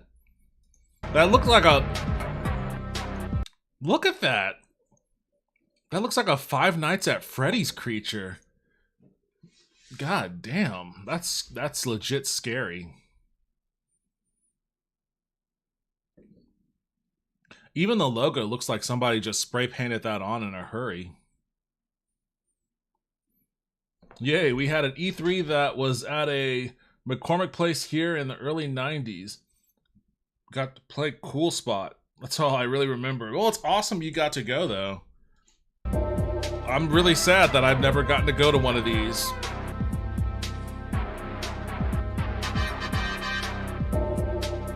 Booth Babes! There they are, Booth Babes.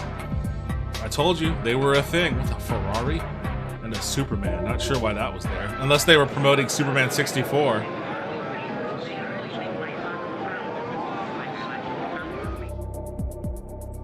So this is the Sony area, or...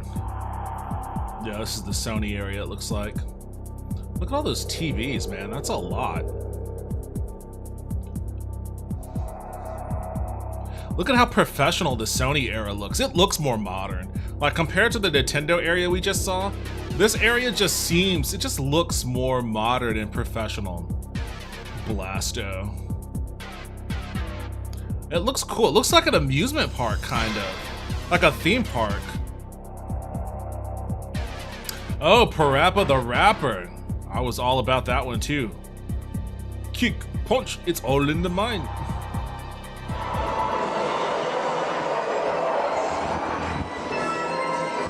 that Final Fantasy VII?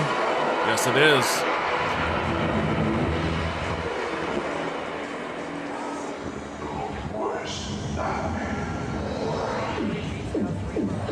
Looking for me, Cortex? I'm back! That's weird. They just have it projecting on a diamond. I've come a long way. I've done a lot of maturing. I've done a lot of growing up. I've got a lot of new moves. I'm able to dive like Ray Gaines, so I can kick like Jackie Chan. You wouldn't believe all the stuff I can do. Gosh, you are so sexy. I'm so sexy. Also, keep in mind, this is like I don't think you're too bad yourself. this is like the infancy of But I get all wiggly. basically 3D gaming. Like, there were 3D games like before in the 80s and stuff, but not like this. This is like people were just figuring out how to do like high polygon count, well, high for the time, polygon count, texture mapped, like free roaming 3D real time action games. Sega, here we go. Oh, Sonic R. I actually own that shitty game. I was so okay. Manx TT was cool too if you like motorcycle games, but that's only good in the arcades when you can sit on the bike itself. Sonic R was supposed to be Sega's answer to Super Mario Kart. The frustrating thing is it came at a point in Sega's life cycle where we were all desperate. We as fans were all desperate for like a Mario 64 Sonic, like I mentioned before with Sonic Extreme. When we saw the screenshots of Sonic R, like in GameFan and EGM and shit, like it was like it's Sonic in 3D and it looks cool because it does visually look pretty good. It's Sonic in 3D, it looks cool, but why is it a racing game? Like, why isn't this the action platformer we've been wanting? So there was a lot of frustration with that. And then when it came out, like the controls were fucking awful, and the music with the vocals were insufferable. Like this was not a good game. It was made by Traveler's Tale. Like I think they're the same company that made Psychonauts. Like they made a lot of good games, but this was not one of them.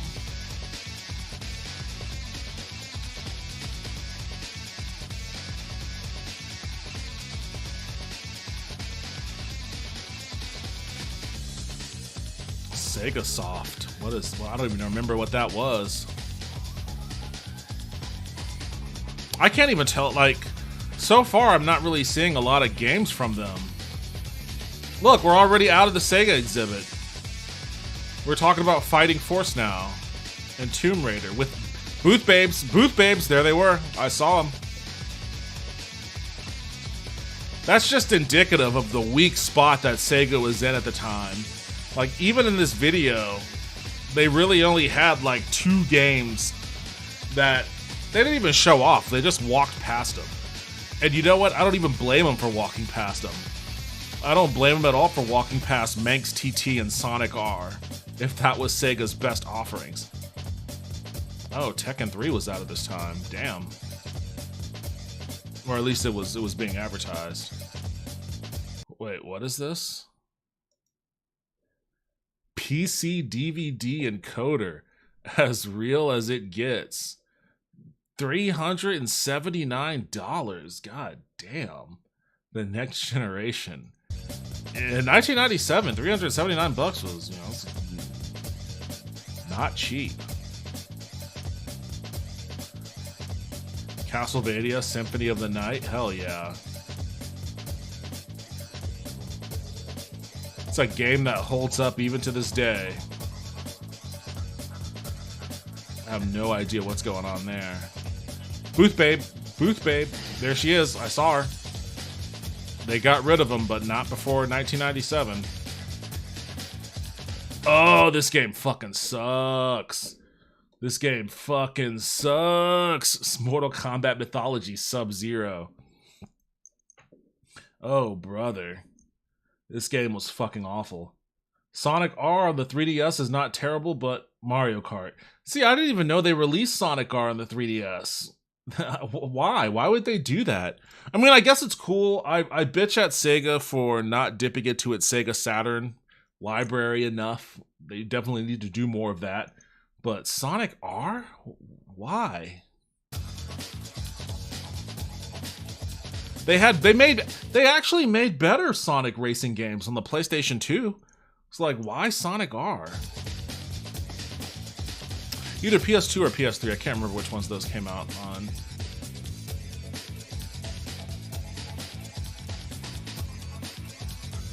Oh, is that the actor that plays them? Well, that's Sub-Zero right there. I don't know who that other dude was then. I don't know who. Is that Liu Kang? I don't know. Am I racist for asking that? I feel like I just asked a racist question. Booth Babe. Well, is that a Booth Babe or a cosplayer? No, these are Booth Babes. Those are Booth Babes. Ultima Online, 1997. Ultima Online. It's still kind of somewhat going strong. Dungeon Keeper. Populous.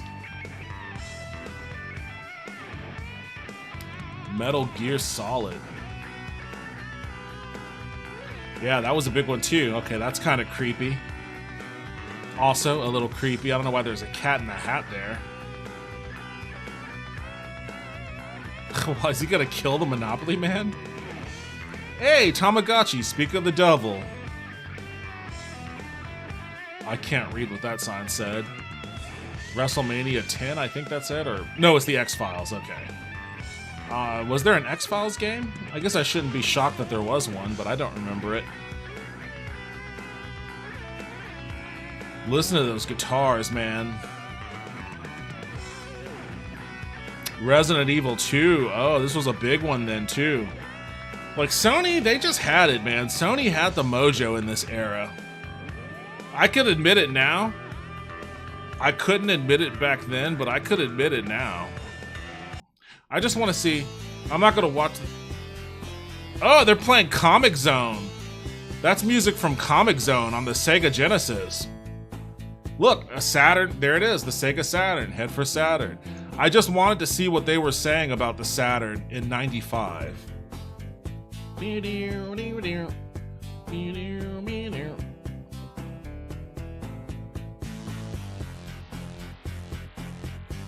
Oh, Sega had a much bigger presence with the Saturn in '95 before they could disappoint everyone with it.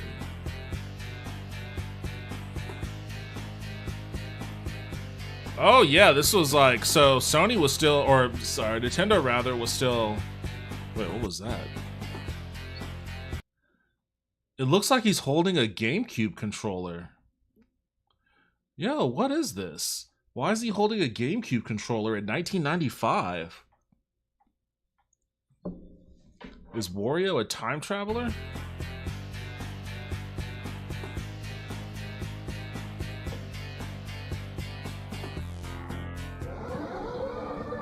Booth Babes! Booth Babes!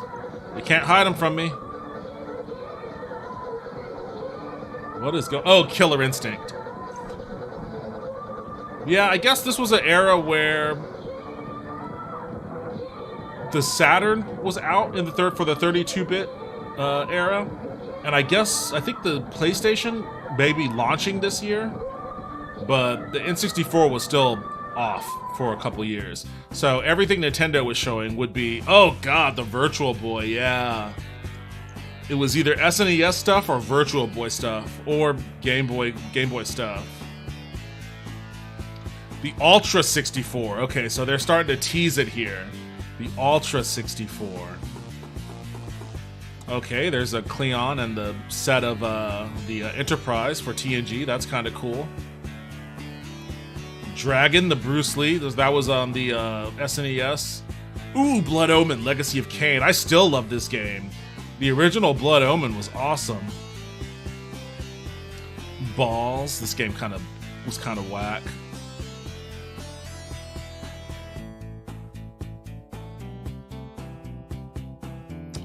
Namco, they had a collection of arcade games there.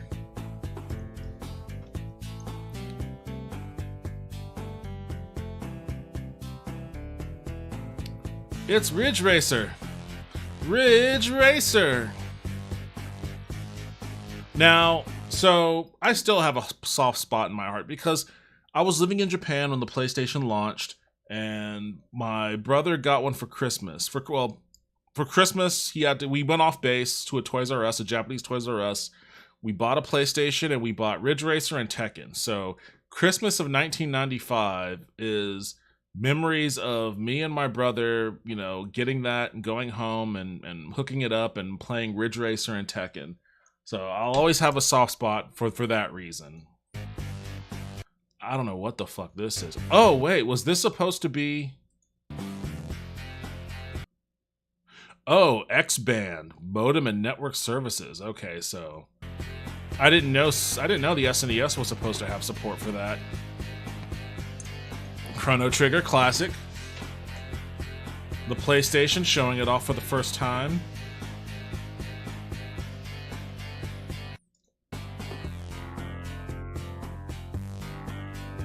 What the fuck is this? Oh, Mortal Kombat.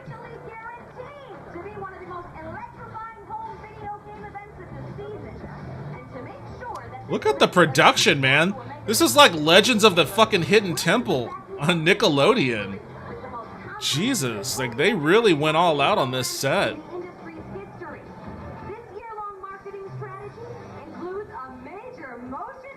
I was just about to say, was this the year that the movie came out? Like, if this is the year that the movie came out, then I can understand why they put so much into, like, this set and presentation. But yeah, this was the year that the movie came out, so that makes sense. And there are also plans for a new syndicated animated cartoon series. Live tours! Mortal Kombat, the Hook, Live and tours. licensed products, including action figures from Hasbro. You see, Sean, at Williams Entertainment, we know that the name of the game is sales. And to make this happen, Williams consistently position as the big name in game marketing. Williams. A company that no longer exists. I think they got bought by Acclaim. Or Midway. Repeatedly. This strategy includes TV, magazine, radio, theater, arcade, and newspaper. There's a big chunk of Williams in here. And then there's some Doom shit. That's the same guy that was Jax. They're just recycling the same 4 actors. It's like, okay, you're no longer Jax, you are now the Space Marine.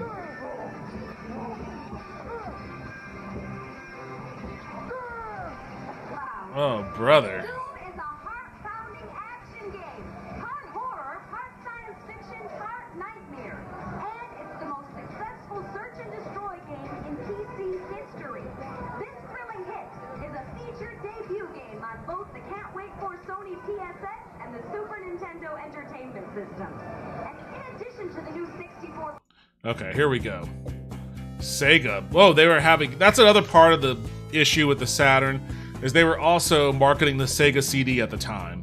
So people didn't quite know, should I get a Sega Saturn or should I just get a Sega CD?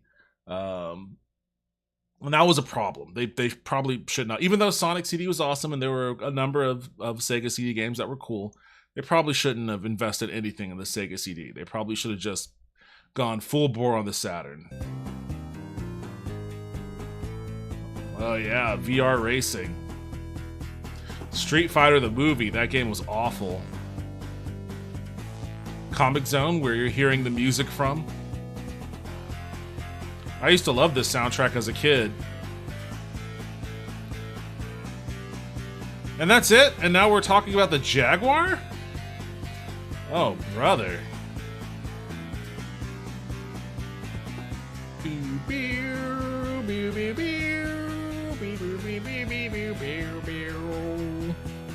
Alright, that's enough of that.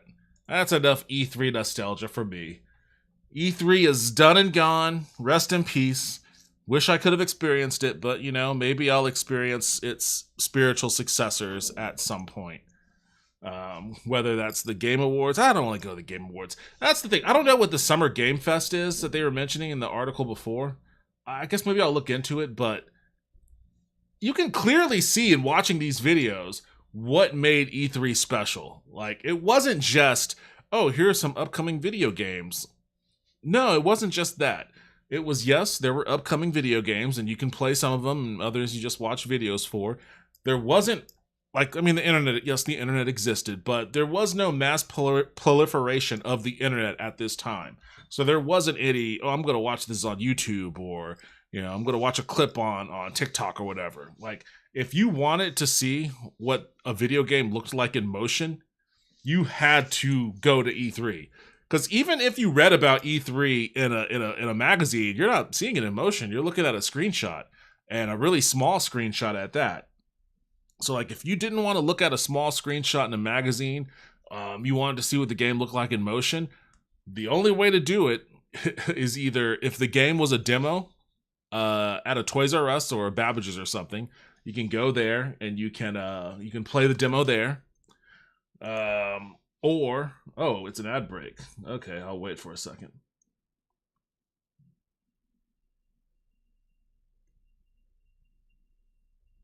All right, ad break is over. So, like, yeah, if you wanted to see what a game looked like in motion, then you either went to... Oh, you're just now getting the ad? Damn, I saw the thing pop up and it said ad break over, so I thought to resume. I'm about to jump into Vampire Survivor here in a second anyways. I've been chatting for a while now. But yeah, if you wanted to see the game in motion, you weren't gonna get on the internet if you weren't, you know, if you didn't have it. I mean, I guess I did, only by way of those AOL discs.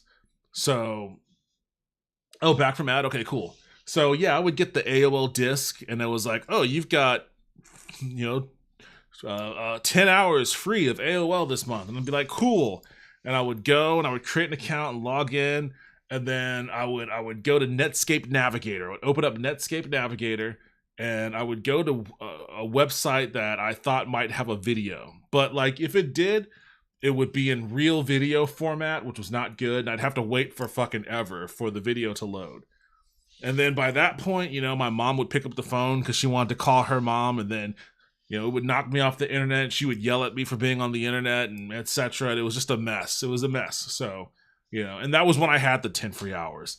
But if you didn't have access to that, then you weren't going to be able to see the game in motion unless you went to a Toys R Us that happened to have a demo unit that you can play, or you waited for the game to come out, or you went to E3.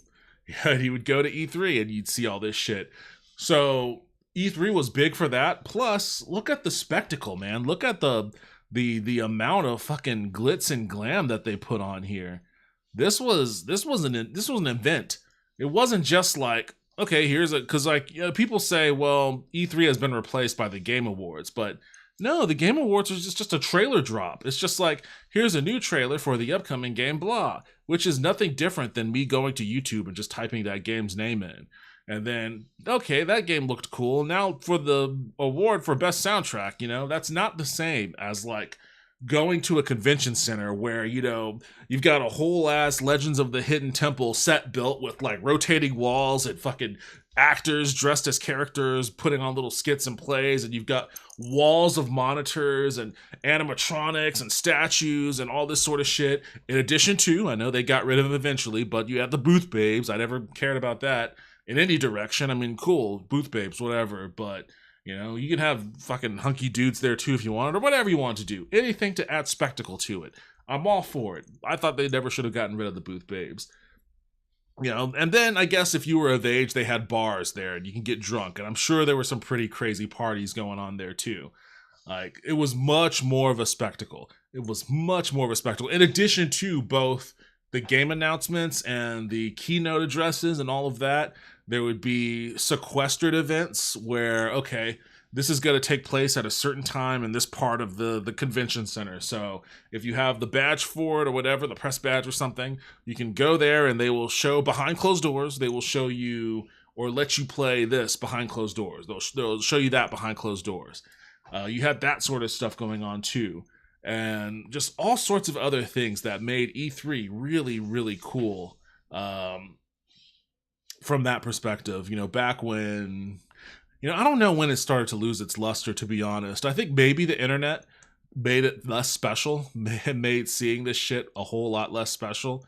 But whatever the case may be, there was a moment in time when it actually meant something and it actually was pretty cool. And I don't think it is something that can be replaced by the Game Awards or anything else like that, just because it's a relic of a different era. It's a different era. And if you weren't there, then you won't know. if you weren't there for it, you're just not going to know. And that's a part of the sadness of it. That's a part of the sadness of what makes it being canceled, you know. And I'm not saying it should have been canceled. Again, it's a relic of a different era. Sometimes you just got to put that shit to bed. And E3's time has come and gone. But when it was here, when it was its time, it was super fucking cool. And I really wanted to go. Don't know if anything like that will ever be able to be replicated again, because of the ease of access to all of the information that we want from upcoming games, up to and including just being able to talk to the developers on Twitter and shit. And just like, you know, being in constant regular communication with all of that, or looking at devlogs. We were watching the devlog for Wayward Realms last week. Saw what the game looked like then. That was cool. You know, 20 years ago, that would have been E3. If you wanted to see what Wayward Realms looked like, what's the progress of this game? How does it look? Well, you would get a little tiny screenshot of the videos that we watched last week, and they would be printed in Game Fan magazine. You'd have to kind of look at the still and imagine it in motion. Or you would go to E3. Maybe they would have a video and you would watch the same video we watched. But maybe, you know, if you went to that section of the convention center at 7 p.m. and you had your badge, maybe behind closed doors they let you play a build of Wayward Realms that nobody else had access to. And I know that and the E3 demo thing was also, and this is probably a benefit, a net positive from the game development standpoint, as someone that worked in the game industry for 14 years. The E3 demos were a boondoggle. You know, they were a boondoggle. When I first got hired at BioWare, when I started, I remember the date. My start date in BioWare was May 25th, 2009. I'll never forget that day, because that was the day that I was like, hell yeah, I'm working at BioWare. But that was also right in the middle of them building their E3 build. So much of that studio was focused on building a stable version of Star Wars: The Old Republic for E3. Everything else was by the wayside. So much, and E3 builds, like, they're not, like, sometimes the shit that you spend months building for E3, you don't use in the main game. It's just wasted, well, maybe not wasted, it's just lost work, you know? You do all this time building something for E3, and then E3 comes and, you know, you get a good press pop from it. Yeah, everybody liked that E3 demo. All right, we've got this much engagement. Everybody's super amped about it. Now what? The E3 build gets shelved. No more of that. It served its purpose. It got people excited. Now you return to developing the game.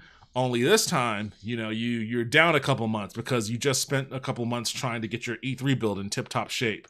So now you have to make up for that lost time. I mean, ideally, that time would be built into the product planning, but, you know, sometimes project managers aren't that great at doing that sort of scheduling. Especially if, like, that E3, if the E3 build is a pain in the ass, whether they schedule it properly or not, you could be crunching. Like, because there is no delaying. There is now, well, this build isn't in good shape, so can you just ask them to delay E3 for maybe 2 weeks? Like, no, there's none of that shit. Like, if your game isn't in good shape for E3, you fucking work 80-hour, 90-hour, 100-hour weeks until it's in good shape for E3. And then after that, you have to get back to your regular working schedule, which may already have included crunch. So it's a good thing, I think. It'll end up being a good thing for developers to not have to deal with building E3 builds. But, you know, it's still a bummer. Rest in peace, E3. You did good. That was cool to see the E3 Ultima Online booth. Yeah, man. Ultima Online is still going strong. It's still going real strong. Well, maybe not real strong, but it's still going. And that was a big release back then.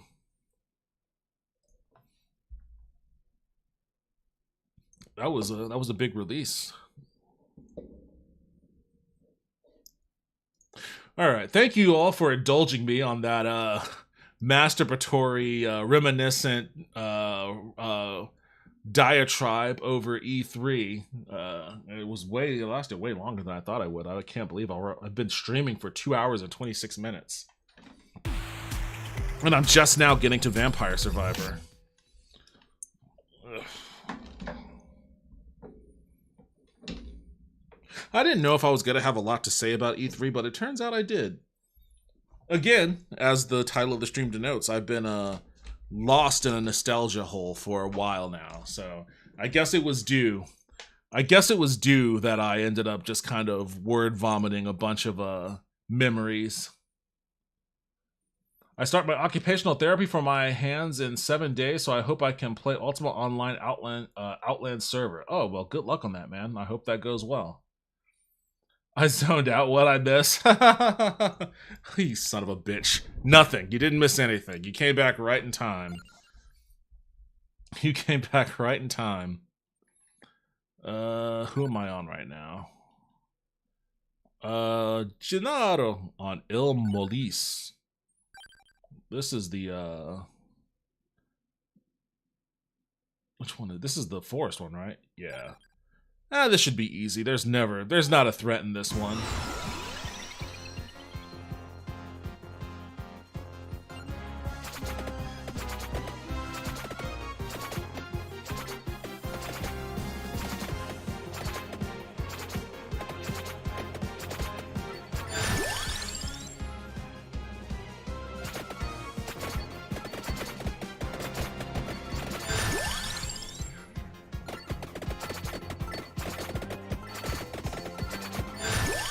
I don't know if this is gonna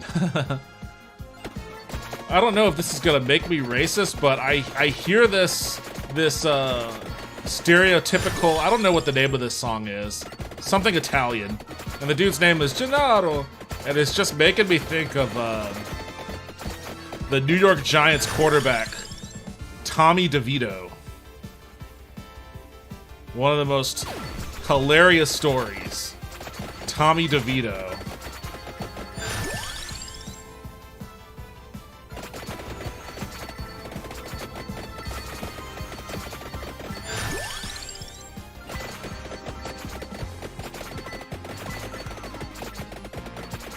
I should do a sports broadcasting stream.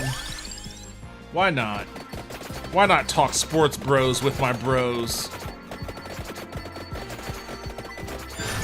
I could use all the same generic terminology.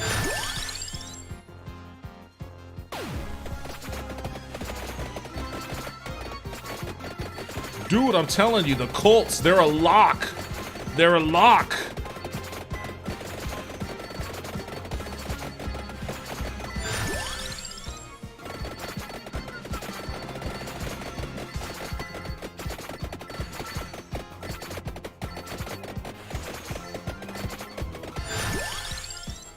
I think it would also, like, I mean, I joke about that, but I think it'll also be kind of it would be a good change of, like, man, so much. I don't even want to talk about it. So much of the recent news has just put me into a constant state of just rage. Anger, rage, sadness. And there's nothing I could do about it. Unfortunately, like, there's not really anything I do about it. So, like, it's all I can do to just kind of remind myself that, you know, don't let it completely consume me and drag me into a unending miasma of rage and despair. And, you know, also, because in addition to all of that shit, over the weekend, a friend that I've known for some years now, probably well over a decade, she passed away. Like, she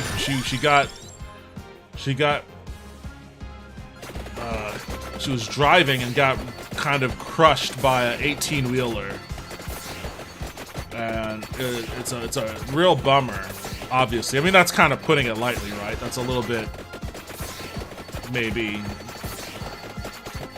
a disrespectful way to phrase that, saying that my friend's passing is a bummer. But you know, it is what it is ultimately. But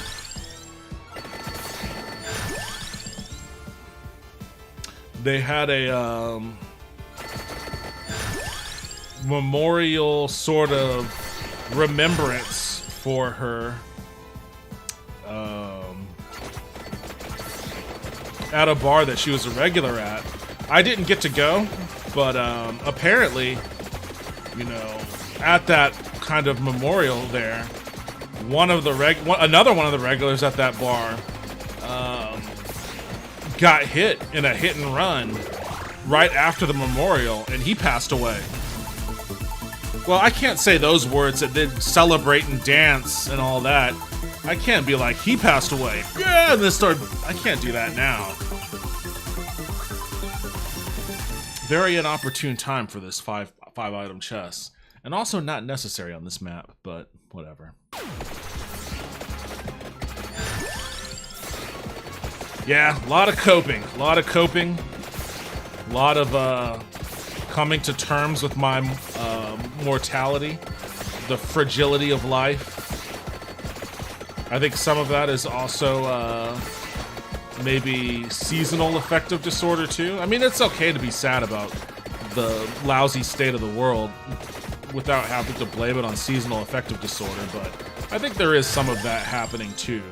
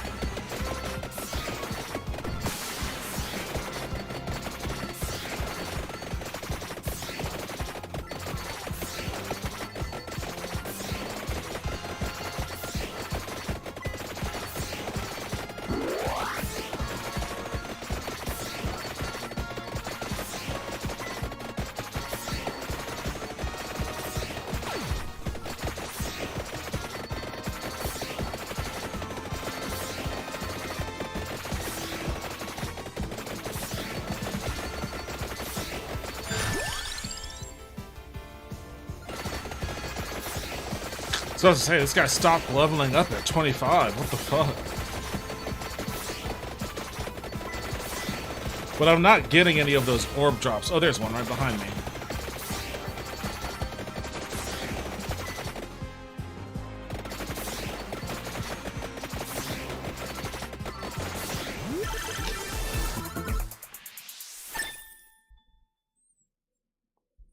Is that Altered Beast? Not quite.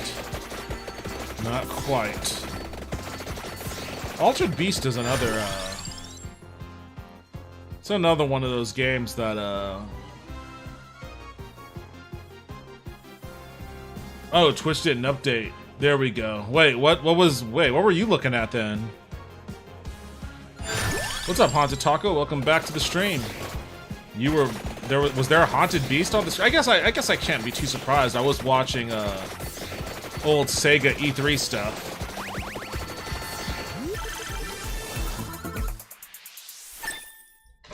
I don't want to do that. You came in just in time to miss my absurd E3 diatribe.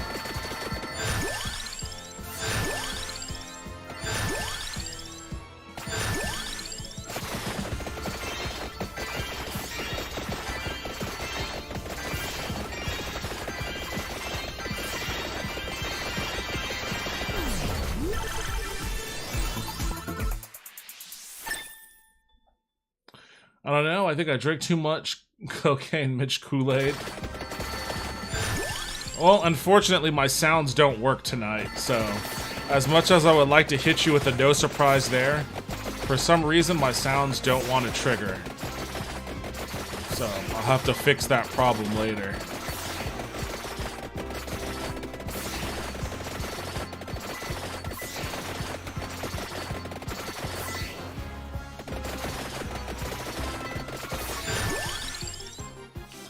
I saw an old CRT with a freeze frame of what looked like Altered Beast. Okay, well, I guess I missed that there.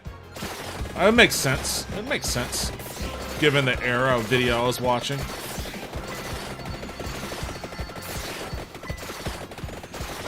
There's no surprise there. But I can't do it in his voice. It's like, there's no surprise there.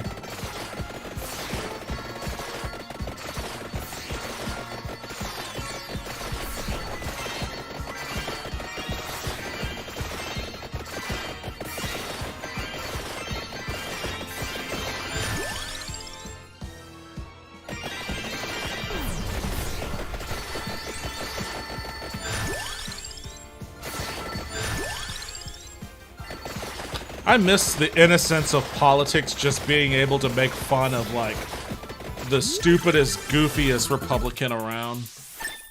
It's so much more grim now.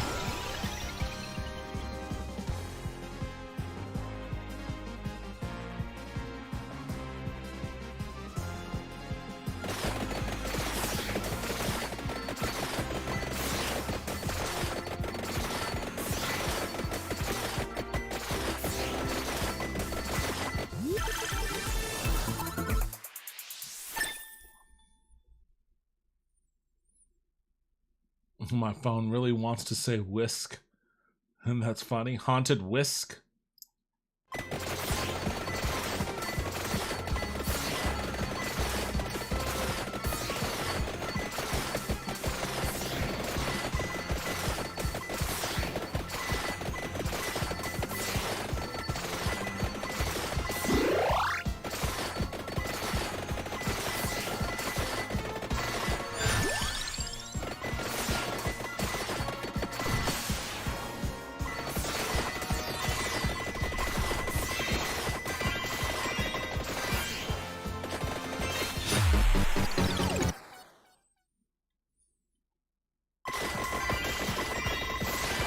Oh, I wonder if that cross will get rid of death.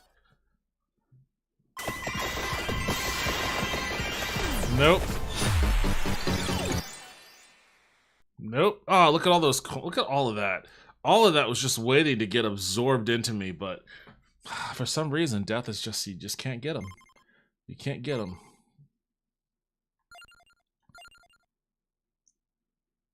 The idea of a haunted whisk is funny. But then how would you make the scrambled eggs? They would be haunted eggs. Maybe that's the next community member we need here.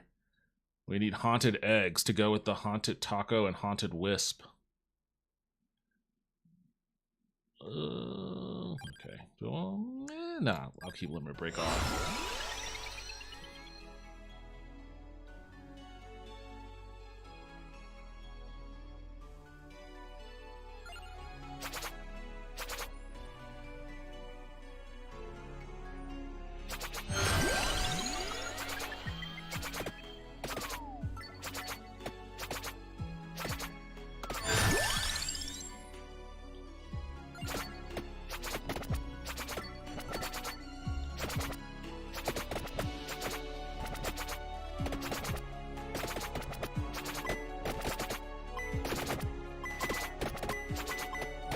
Add haunted eggs. Is there an actual other? Is there a Twitch user named Haunted Eggs? That'd be funny. They get added at randomly, and they're like, "Yo, what the fuck is going on?"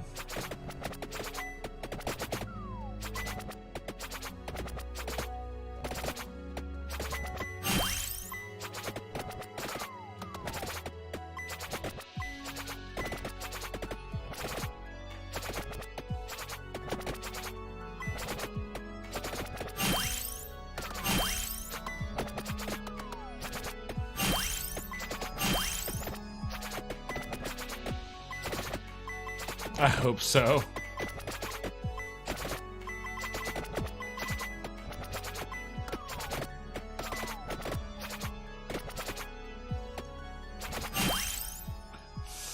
Have you guys ever heard of Jamais Vu?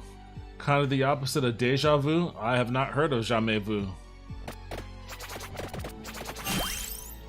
I get Deja Vu fairly frequently. What is Jamais Vu? I mean, I know you say it's the opposite of Deja Vu, but I can't even conceptualize what that feeling is. Like, if Deja Vu is the feeling you've done something before, then isn't the feeling that you haven't done something before the opposite?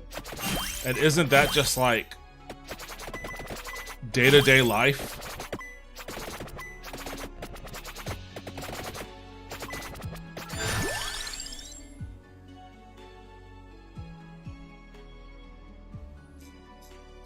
I don't like Shadow Pinion, but I'm gonna try to get its Evo. I want to see. But I guess I must have gotten it before, but I want to see what it is again. I don't even know how it works. I guess it lays spikes down while I'm walking, and then once I stand still, it just shoots them all ahead. Well, I guess maybe that could be interesting. Maybe I just didn't know how to use it before. It looks kind of strong.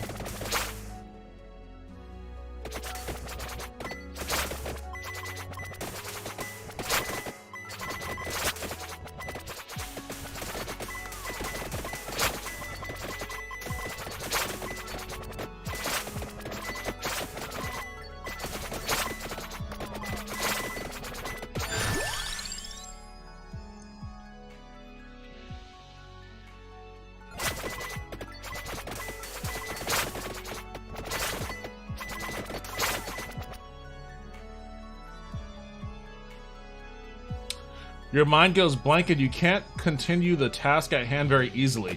To me, that's just called ADHD. And yeah, I get that fairly frequently. It's kind of a problem.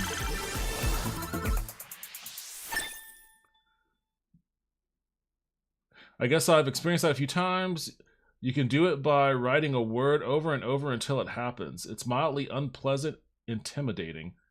Deja vu can be summed up to us simply by reliving our lives over and over again, or us already being at the ending of our lives and simply revisiting the past. Perhaps a simulation. I think I might be willing to subscribe to the simulation theory of life and existence now more than I had been in years past, that's for sure.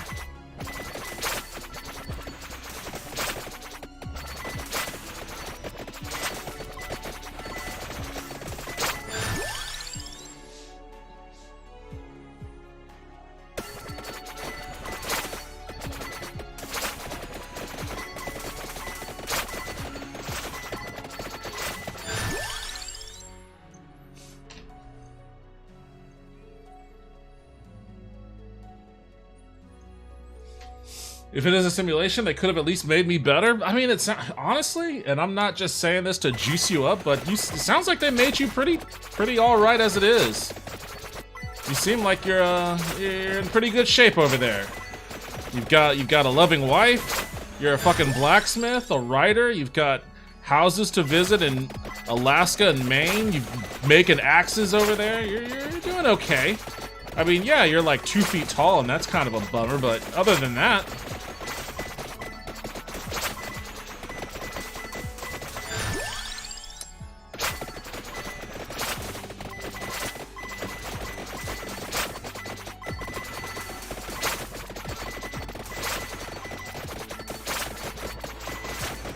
Got like all the weapons basically. I'm not ever gonna get a chance to Evo any of them, but it doesn't really matter on this stage.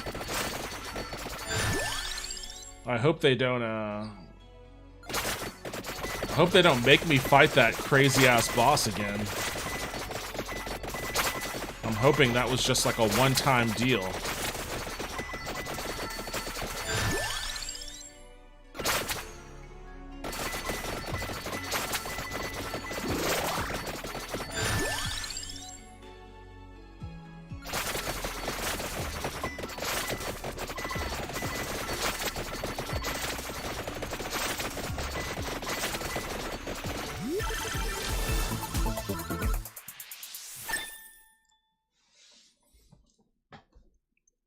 Yeah, that stuff is good. I wouldn't mind a token to enter the character creation screen again. That's the cruelest part about a lot of those games with character creation. It just tells you what life could be if you could just go to a kiosk somewhere and just be like, oh, I'm gonna change my appearance a bit. I mean, I guess that's basically plastic surgery, but plastic surgery and all that shit is nowhere near as, like, fluid and intuitive and non-evasive as the kiosk, as the MMO kiosk.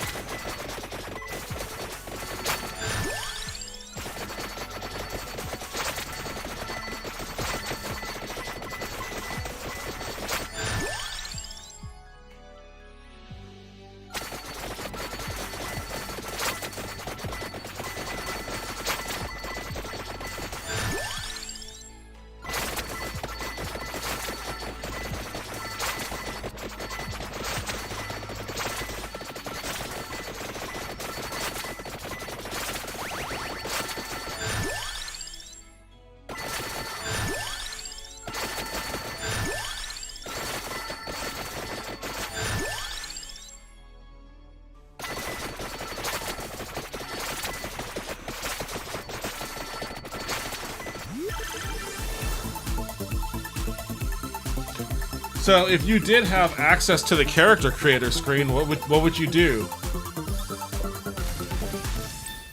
Like, what would your big upgrades be? I mean, I could guess height would be one of them, but like, how tall do you want to be? Do you just want to be a little taller, or do you want to be like 6'5" or something?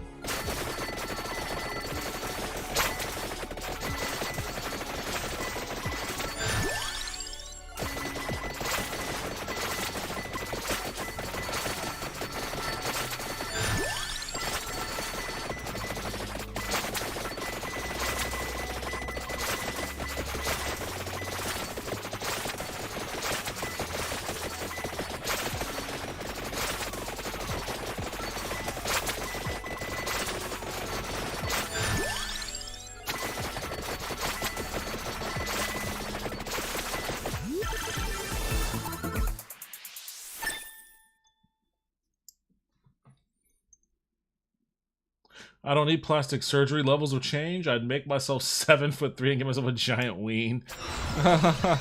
7'3". You're gonna have some fucking problems at 7'3". Just to let you know, you're gonna have some real problems. It's gonna make you wish you were 5 foot again.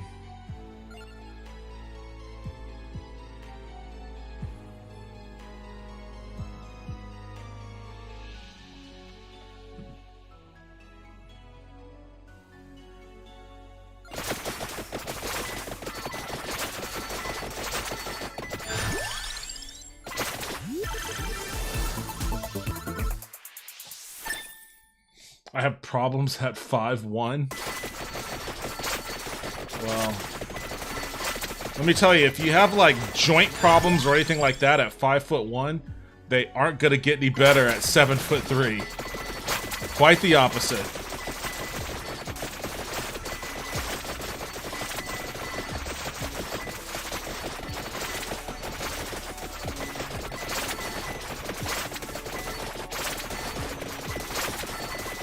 Man, die already. There you go.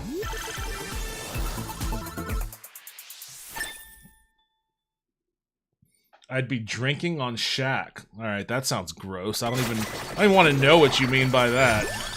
Sounds fucking hideous. That's what you would do? You want to be 7'5" so you could drink on Shaq? You know, it's funny. I remember, like, I was watching a commercial for Papa John's Pizza, because you know Shaq is like, I don't know if he's the CEO, but he's the spokesman, at least, ever since that racist dude was forced out. And in this commercial, Shaq is making a pizza. It's the Shaq-a-roni. All right, that's exactly what I wanted. The blood whip. Shaq is making the Shaq-a-roni, and he's like making this pizza, and he's like, it's got a lot of pepperoni. And like, he's just holding, he's clutching clutching a handful of pepperoni like this. And it's like, that's the fucking least appealing thing I've ever seen for like promoting a food item. Like, first of all, I'm not sure Shaq is the person I want to go to like get premium pizza. Like, oh, I want pizza.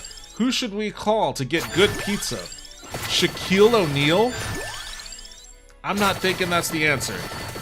And I'm certainly not thinking it's the answer when I see him clutching, like gripping pepperoni in his hands like he's a kid. Like he's a kid that just found a bunch of earthworms. And he's like, look, Mom, earthworms. Like, I'm not a fan of Papa John's pizza in general, but never in my life have I not wanted a pizza more than a handful of Shaq clutching pepperoni. Oh, shit. Damn it, I was so close to killing those things. Well, maybe I'm still close.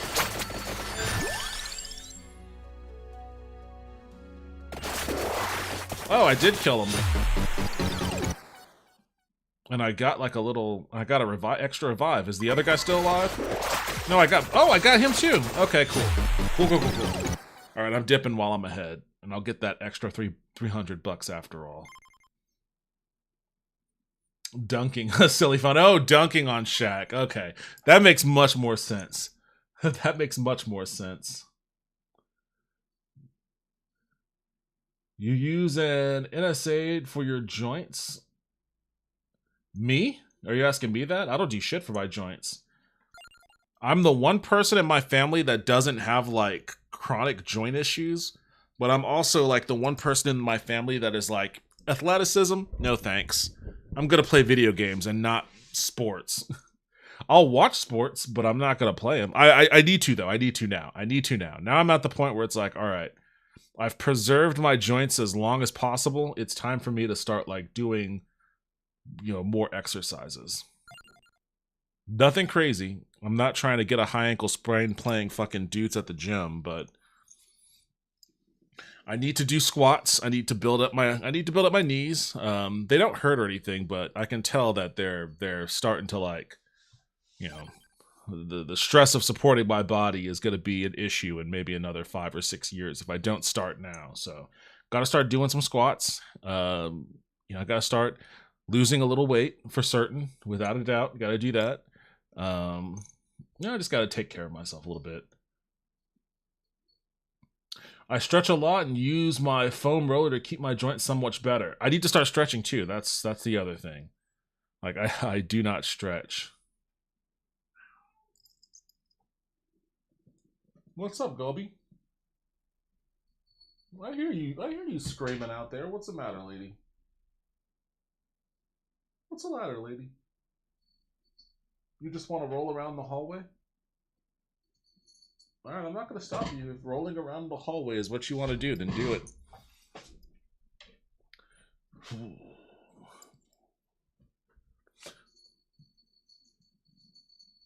My leg, because I hurt it really bad when I was younger, it healed, but it does get sore and crackly. Oh, that sucks.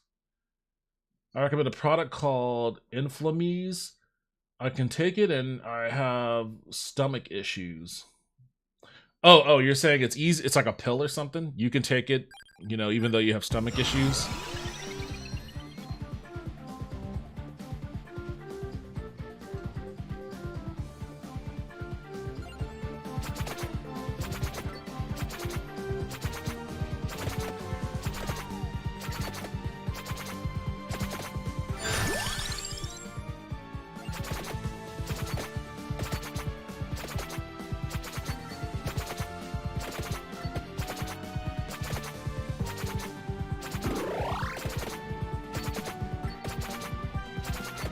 Why are those other two Bibles so close together?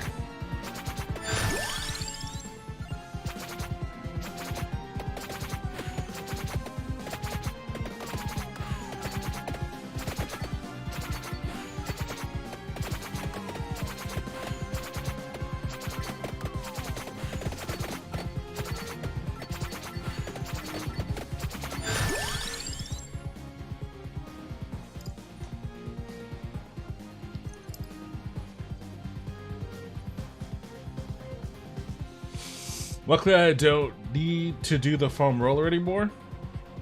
Like using my foam roller. Ab roller 2 keeps the abs tight. Oh, you've got abs. I have one big ab. I've got one giant cylindrical ab. If I was gonna do abs, I would have to radically alter every aspect of my life. I would have to get hired to be an MCU character, which, I mean, personally, I don't know about anybody else's opinion, but personally, I think I could play Bishop in the MCU. I can dye my beard. I think I could be a pretty good Bishop in the MCU. But I would need to get Bishop's body.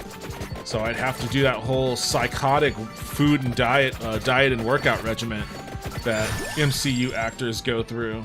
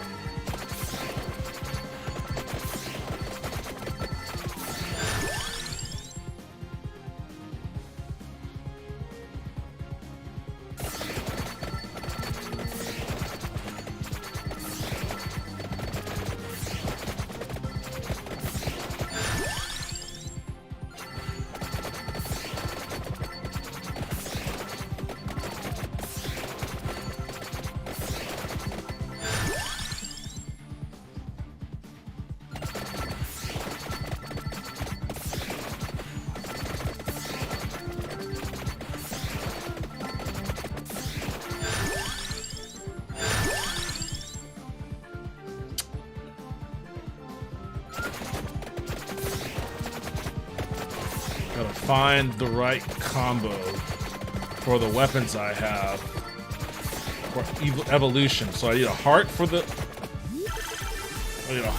garlic, the cursed skull for that little paper thing, the hollow heart for the whip. I have the leaf or the spinach for the fire, and I have that spellbinder for the Bible, and I need a bracer for the knife. I used it incorrectly and got a nerve trapped in the wall of my stomach. Oh my god. I do. They were more prevalent when I was running competitively, but I do. That's not good, Wisp. Careful about the roller on the obliques. That's how I did it. Oh god, that sounds fucking terrible. You know what though, Wisp? I'm realizing that you injure yourself in unique ways almost every time that I talk to you. Like, you always mention a new unique injury. That can't be good. That can't be fun.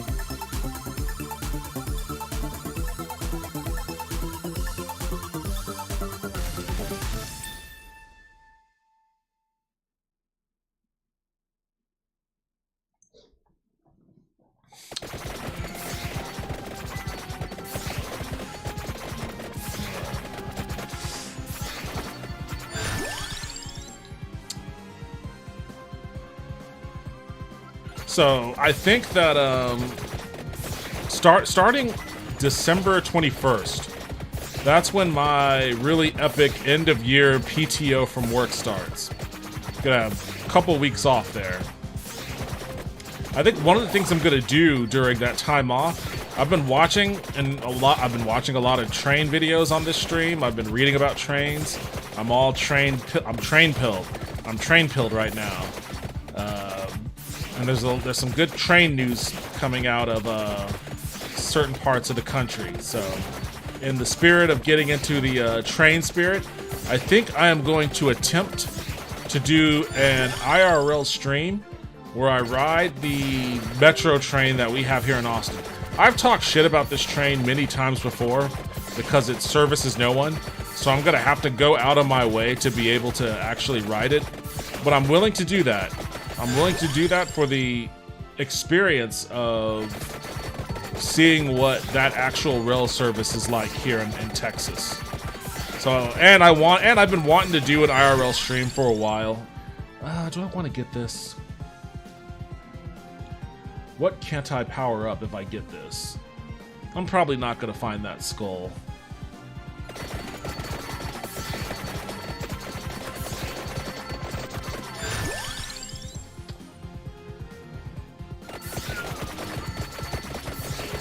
I've been wanting to do an IRL stream for a while, so I think I'm gonna do that. I'm gonna ride the rails in Austin, and I'm probably, if I do it, if I could figure out a way to do it without having to spend money on a bunch of like IRL gear. I know you could stream directly from your phone, but there are probably some problems with that, especially if I'm gonna be reliant on AT&T cell service, because AT&T cell service is absolute dog shit. But if that's the way I'm gonna go, then I'm gonna have to be particular about where I actually do it at so I don't lose my connection. I don't know, I'm gonna have to figure this out. I want to do it before Christmas so that I can go holiday shopping. I can go Christmas shopping.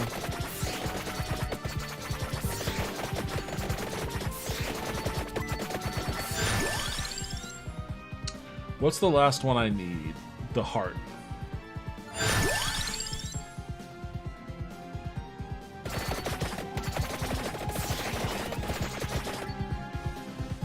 Oh wait, hold on, me. I don't have my Chatterino. Let me launch my Chatterino so I don't have to look on the other monitor for chat.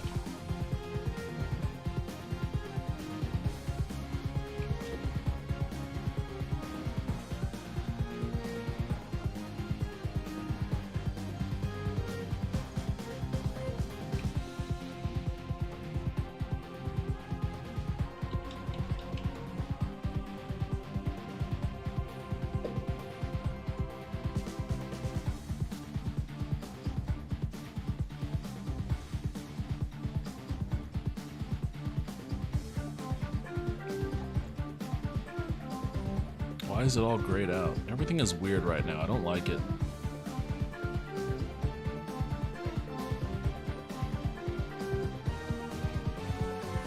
It's been draining, and that injury is luckily the only one that gives me real problems anymore. I've been lucky about not getting injured too much. Me too. Knock on wood. I've been very lucky about that. Other than a torn ACL, Jesus, and meniscus when I was 15. Well, that's a pretty serious injury. Just don't get mugged. That's on my list of things to not do.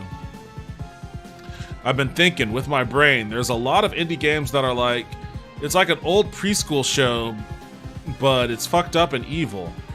Yeah, like the Sesame Street one, My Neighborhood or Our Neighborhood or whatever the fuck that thing is called. I want to make one of those, but there's zero horror elements and it's appropriate for preschoolers, with the only bits in it being that you'd get 3 options on how to do something like dig a well, and one of those options is a teaspoon, and if the player picks the teaspoon enough, the host tries to dig with the teaspoon like, okay, this is gonna be a while. So you just want to make a kid's game then. You just want to make a kid's game. Sounds pretty excruciating until you master the physical rehab like you have. I've got a few lacerations in my time too. So you haven't been avoiding injuries. I mean, you've gotten serious injuries. ACL tears and lacerations. Like, I've never, I mean, again, knock on wood, I've never broken a bone in my body. Like, I've had some cuts, not like super deep cuts. Only once have I needed stitches, and it's because when I was a child, like a small child, like 5 years old, maybe younger, I was playing with some girl and she hit me in the head with the frying pan. I don't know where she got the frying pan from because we weren't in a kitchen, we were in a park, but I guess she had a frying pan on her and she hit me in the head with it and I needed stitches. was the only time though. Like, I've been relatively free of injury since. Well, there was one time I was playing basketball at a gym on an Air Force base with a lot of fucking servicemen. And those motherfuckers think they're in the NBA. So, like, it was all I could do to keep pace with them, and they were playing a full court game. And I tried to intercept a fast break. I was already down on the other side of the court because, you know, I'm lazy and I don't want to run up and down a court all day. So when my side got the ball and ran over to their side of the court, I was taking my time.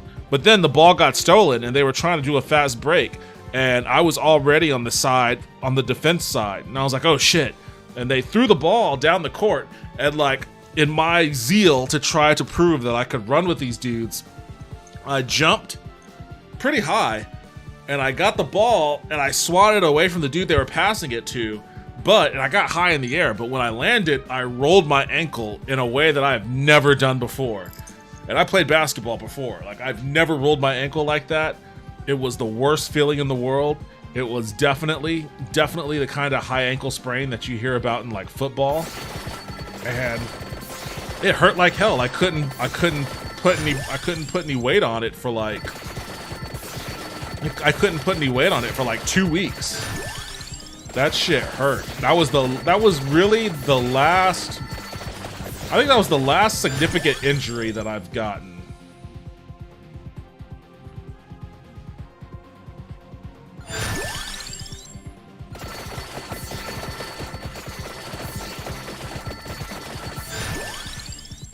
There we go.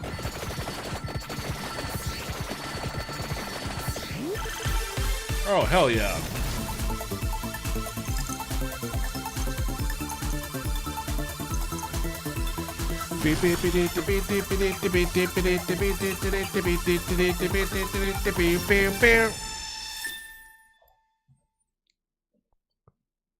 Most recently, I had a oh jeez, I don't even want to read the rest of this fucking sentence. Most recently, I had a reciprocating saw blade nearly cut off my hand. Oh my god, left a pretty gnarly scar, but I have my. Oh my god, you almost cut your fucking hand off. All right, you jump the gun when you say you've been injury free. You sound as injury prone, if not more so, than Haunted Wisp. Maybe more garishly so. You've got like Final Destination kind of injuries coming after you. Yeah, a kid's game where the characters break character occasionally because of how dumb the options you get are. Oh, so it's a kid show where like the kids make the host do insane things, but the hosts don't ever stay, or the hosts have trouble staying in character for it. And like, what are the hosts like disgruntled? Are they like curmudgeons and that don't like children?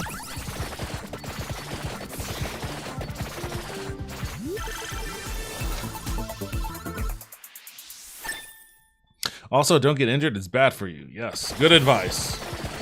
Top-notch advice.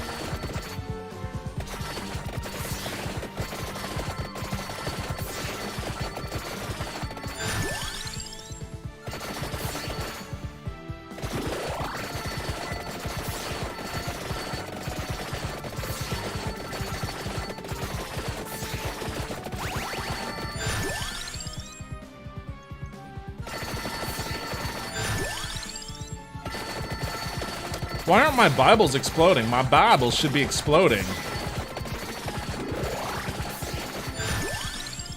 Why ain't my Bible exploding? Explode, Bible.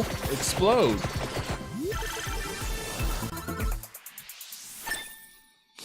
Some, but not many injuries. See, I'm hypermobile and quite flexible otherwise, so broken bones and stuff like that tend to miss me with injuries.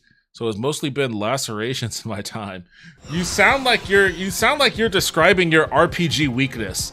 Like if I was to read the Haunted Taco character stat sheet, it would be like resistant to blunt force.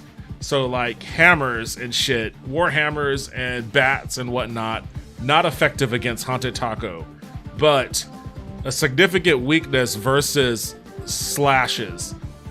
So any weapon that is a slashing attack, you have a particular weakness towards.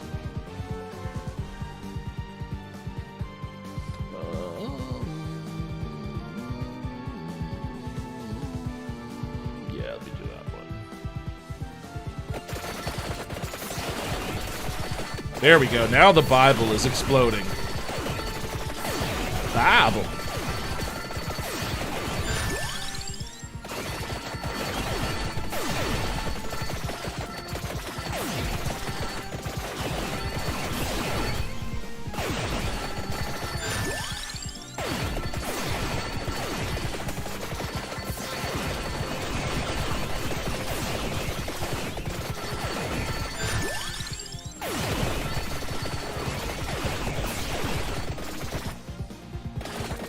There's a chicken around here somewhere. I gotta find that chicken.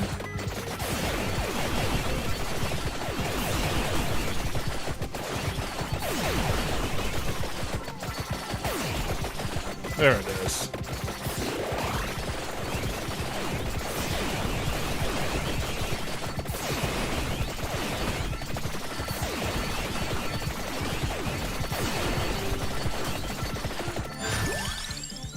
Could sure use that. Oh, there's a fucking big guy right next to me. I could sure use that blood whip right about now. That's for sure.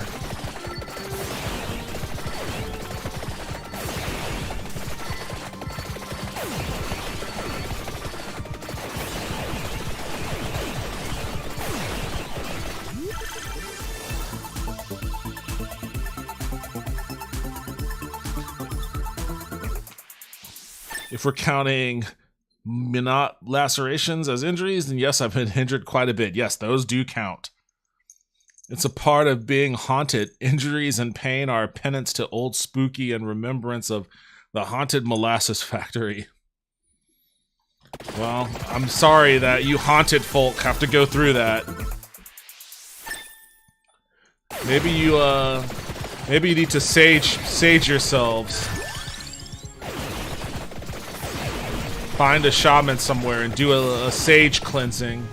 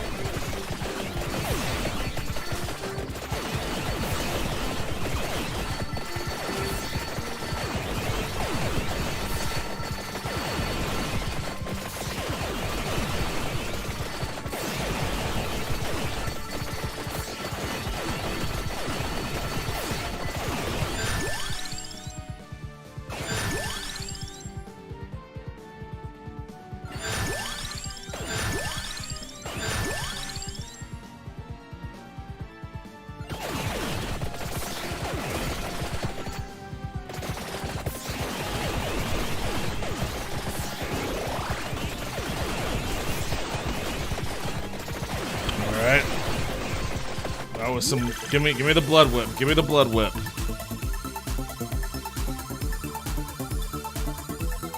And what's pain with a little purpose? The reciprocating saw wasn't my fault. Oh, what happened there? All right, blood whip time.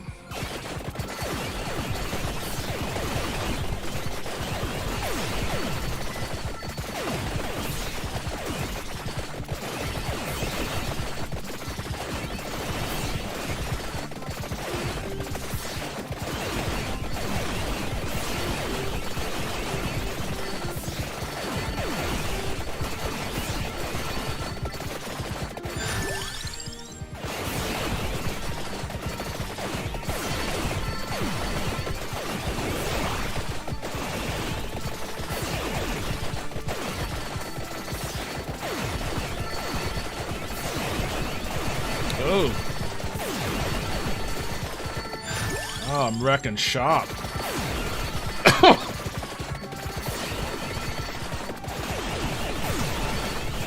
Oh, there's a big guy.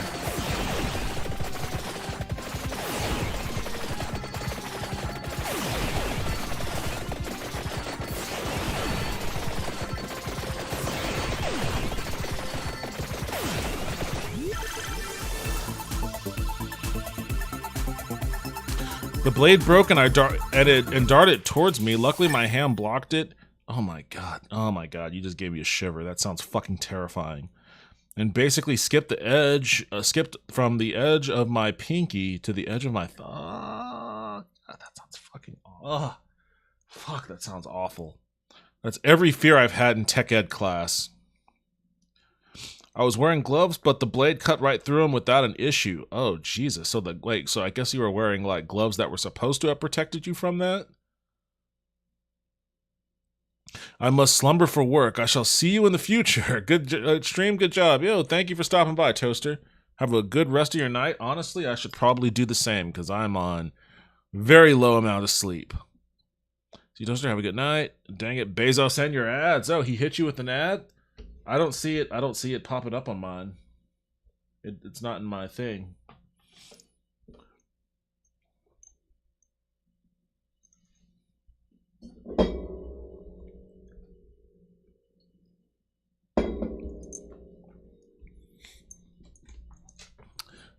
All right, Soul Eater.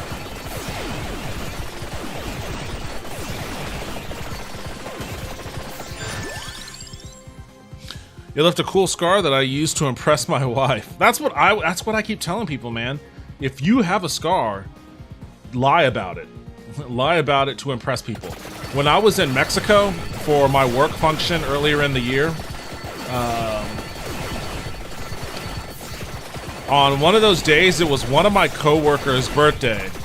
And another coworker of mine who was at the time kind of infamous for his party animal antics was like, I'm gonna take you out to celebrate your birthday in Mexico.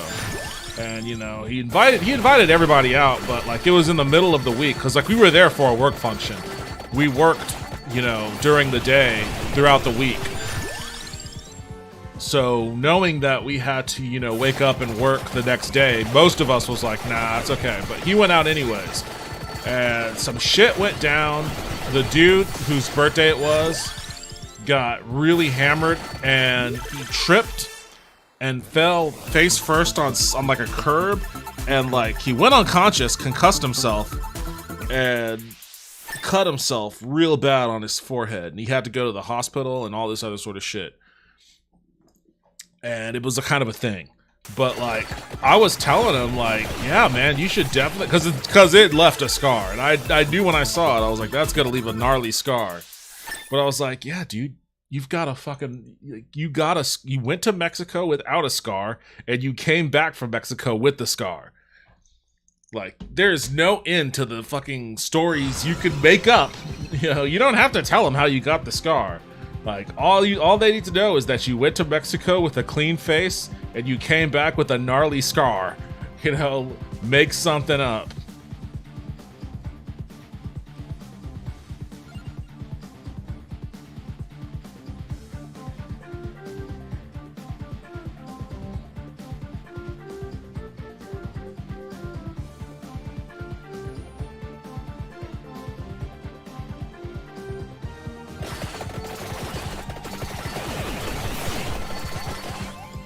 To showcase how tough I am, you should have seen the other guy flex. That's what I'm saying. You're doing it right. I approve. I approve of your narrative weaving around your scar, and I will never betray that. Even though I now know the truth of how you got your scar, I will never betray that.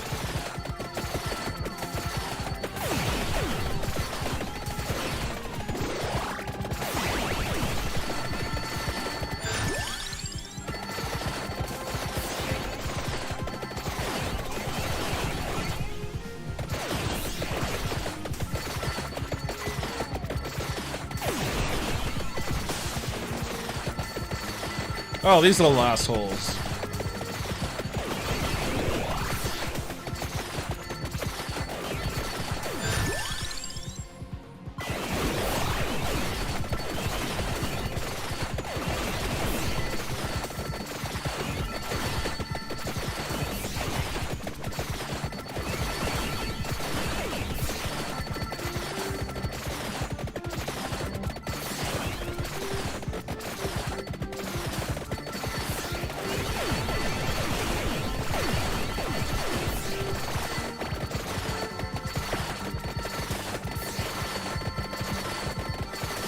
This guy is not great at leveling up, that's for sure.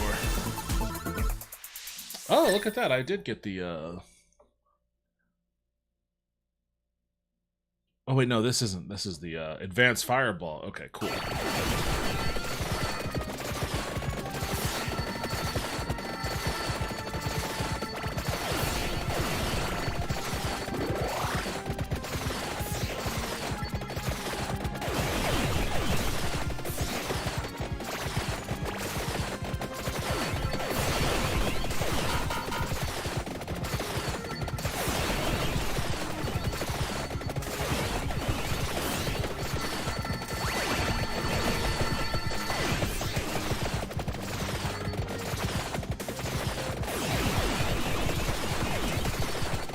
Man, that crab could take some fucking hits.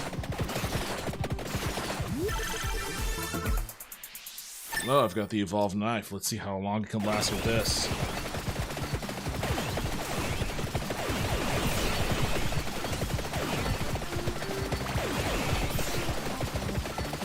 Oh man, this motherfucker can really take the damage.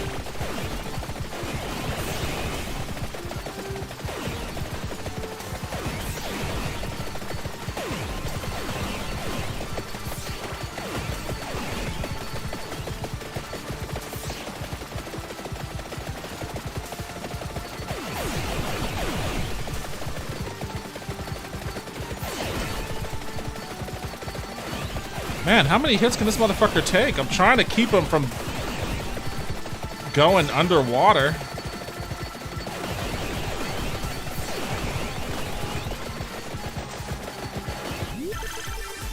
There we go. Alright, looks like I got all the evolves anyways.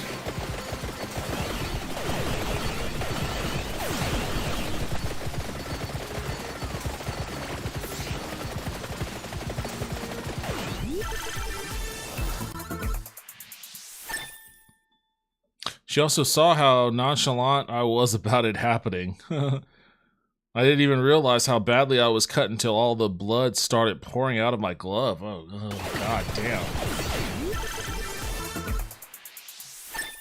That's a true horror story.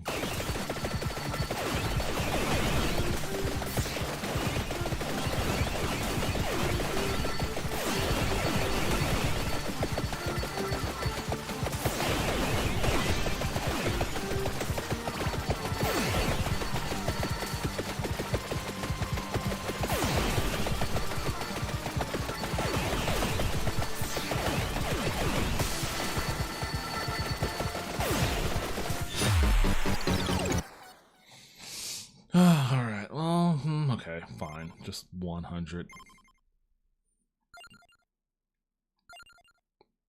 The bone zone, oh no. This guy in the bone zone ain't gonna be that good. That's what she said. Mighty Taco. That's a fast food chain in New York. Mighty Taco? I think yeah, that's a fast food joint up in New York. Mighty Taco, Mighty Taco. Hey, yo, what's up, Arachnid Soul? How you doing? Welcome back to the stream. You missed my long drawn out tirade over E3. If I could find the energy to do it, I'm probably gonna try to cut an edit of it and then upload it to YouTube.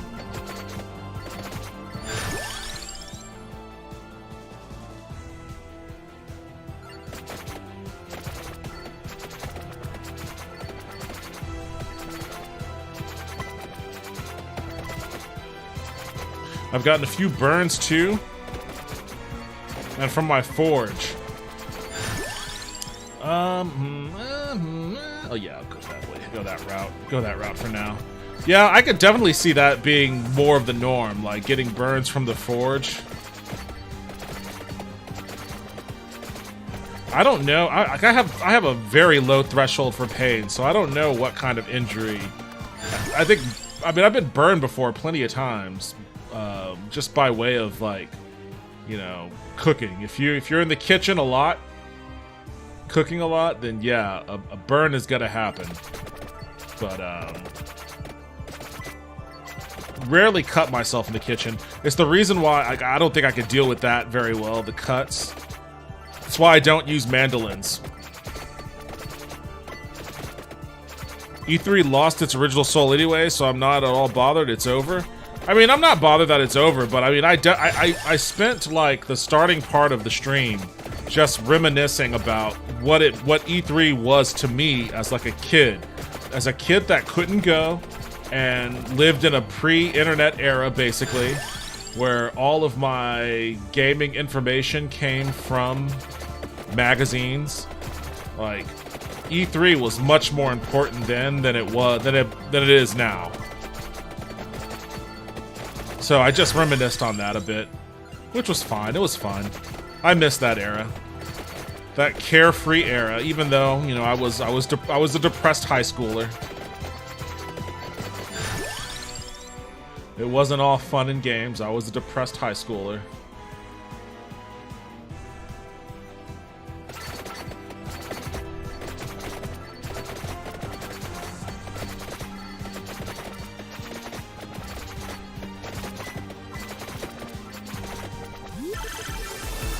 But I do miss that era of gaming.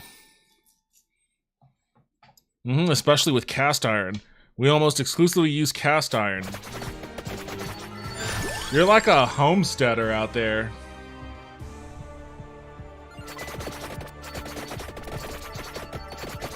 Why would you use anything other than cast iron?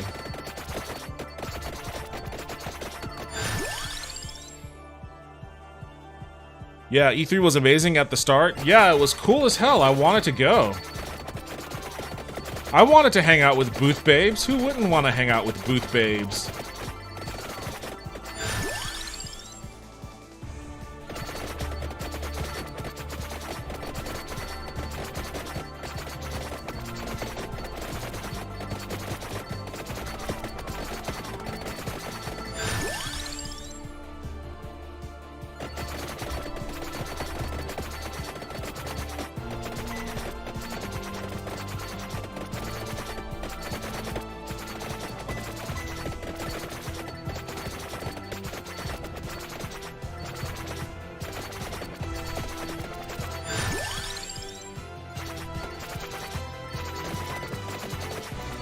Watching G4. I was never a big G4 person, though, to be honest. What was the other one? Was it Tech TV? It was like G4, Tech TV. I think I probably liked Tech TV a little bit more than G4.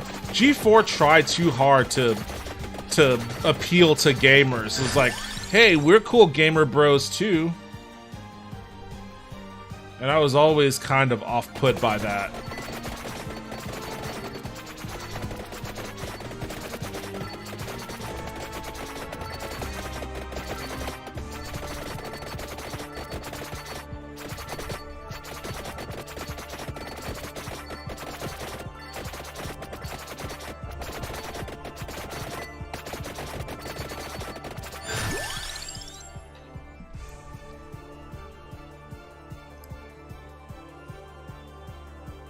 I wish I could get both of these right now.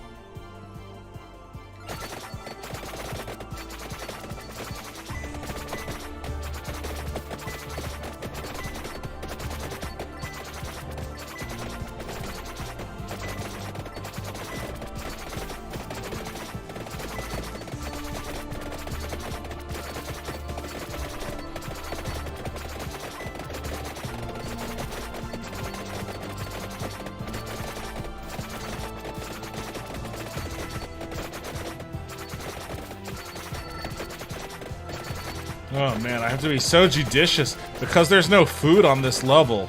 I have to be very judicious about my movements. Luckily, I have the heart now. So the heart will help me regain health. But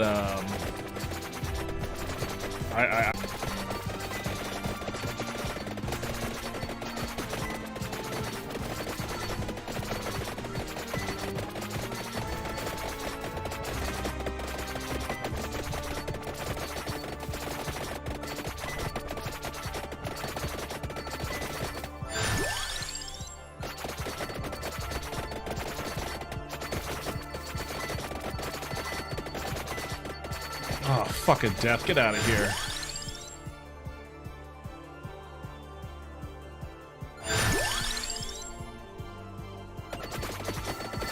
I could definitely use the blood whip on this one.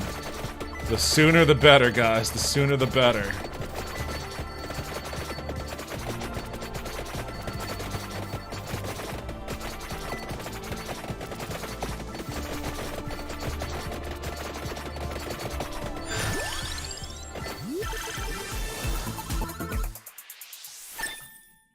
It tastes better in cast iron. I agree. I'm not dissing cast iron at all. But cast iron is a pain in the ass to clean, though. That's my one big issue with cast iron, is it is a pain in the ass to clean. Get away from me.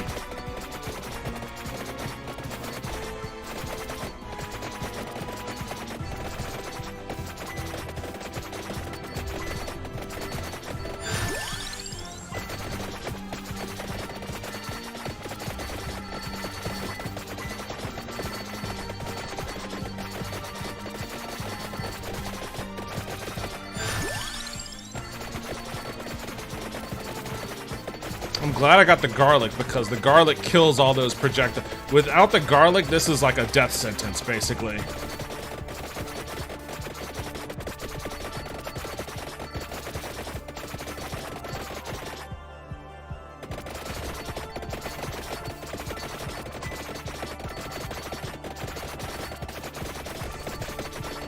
And there are no, like, power-up drops or anything.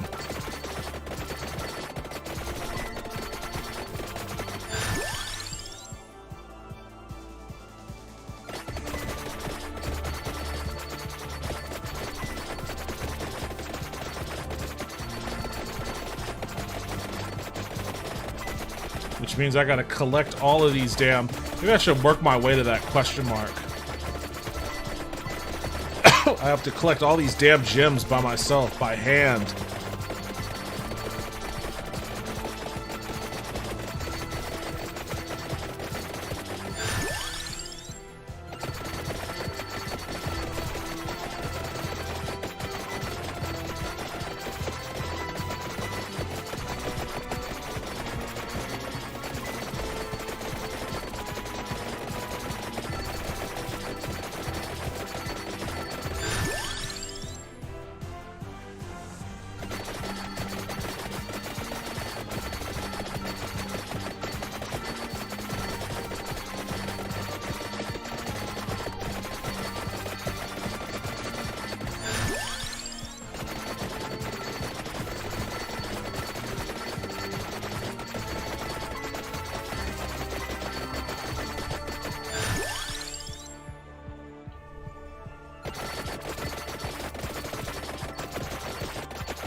Trying to kill that big skeleton so we could drop a chest. There aren't a lot of chest drops on this.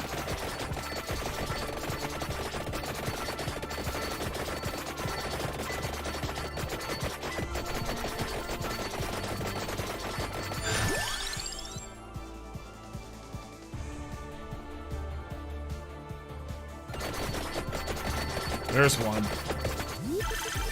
Awesome. Oh, just any step closer towards a blood whip or soul eater. Either one. I'll take either one.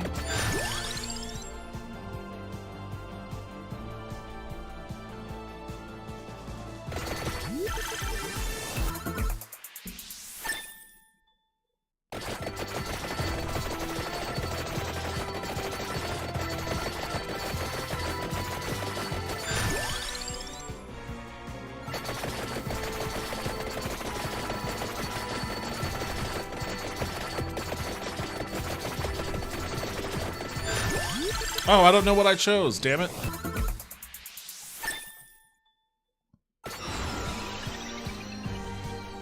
What do I have? I have the revives. Give me the exploding Bible.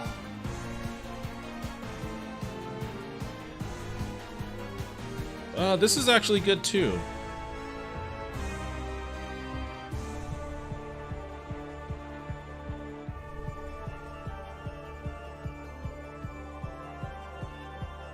I'm gonna look for the Bible. The Bible has pushback. There we go. Bible. That exploding Bible has some knockback effect.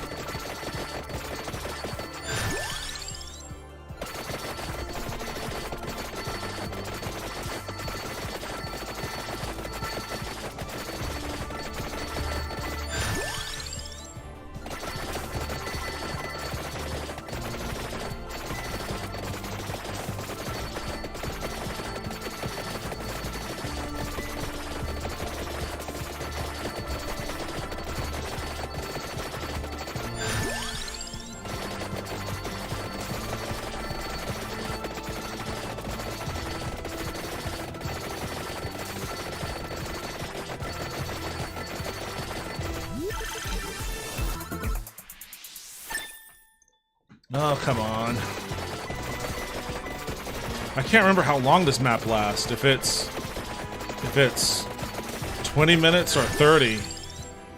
It must be 30 because this isn't danger zone territory yet.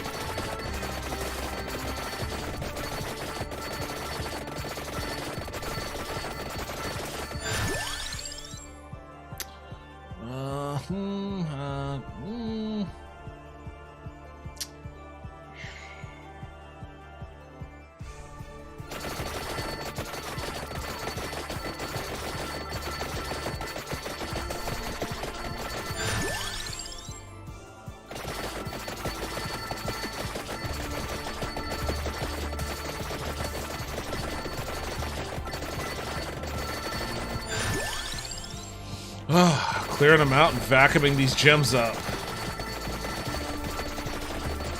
Oh, there's a chest there. Get out of my way, get out of my way, get out of my way. Awesome, Soul Eater. Okay, I feel better about this now. I feel a little better about how this is going to end.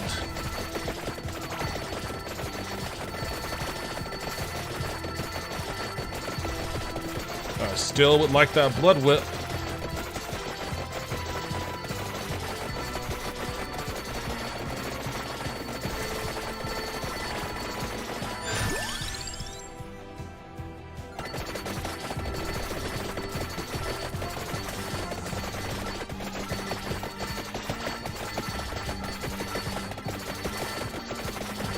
Oh, that asshole is here.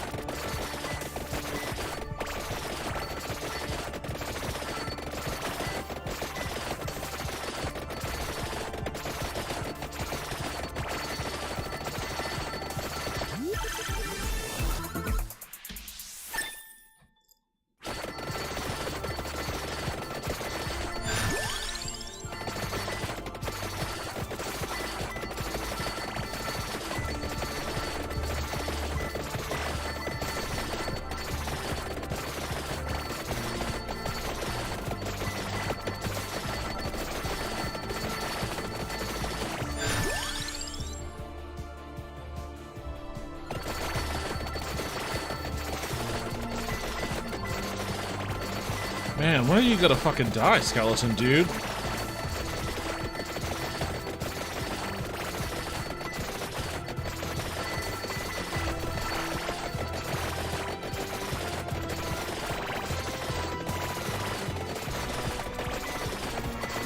I'm just like whooping his ass all over the stage.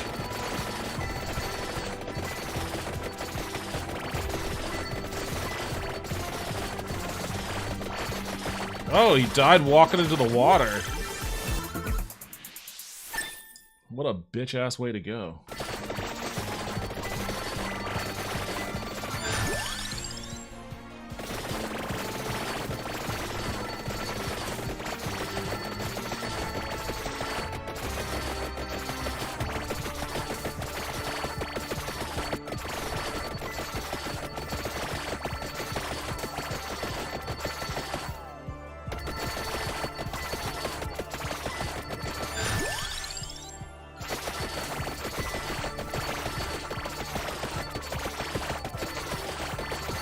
Oh, shit. Alright, I don't know who did it, but somebody wrecked my shit there.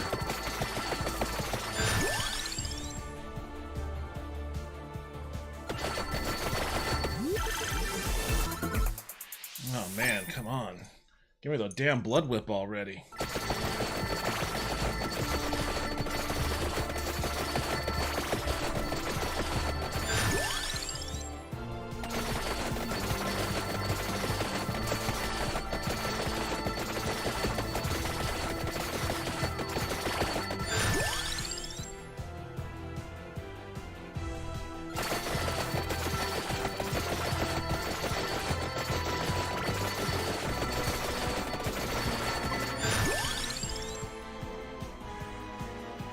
How do I only have 3 Bibles, man? I have like 1,000,000 Bibles spinning around me.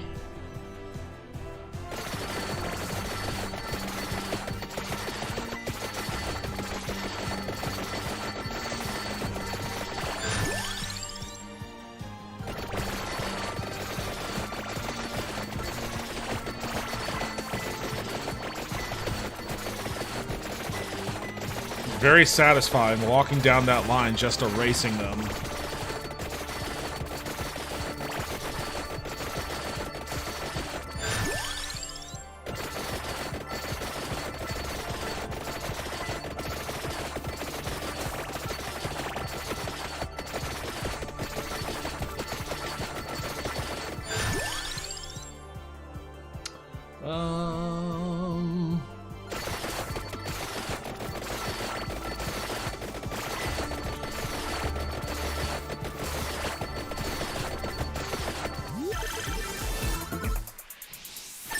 My favorite is probably our cast iron mac and cheese.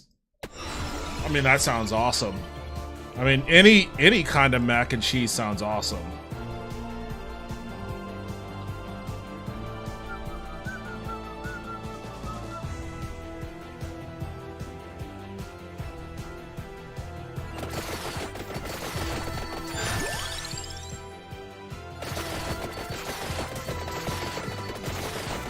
I feel pretty confident that I can beat this without needing my other evolves.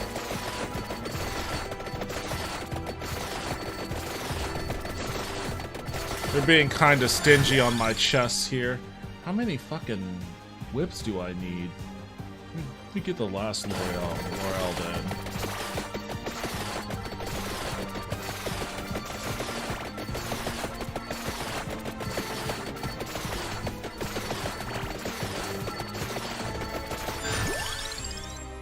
God, I still have a ton of King Bibles to get.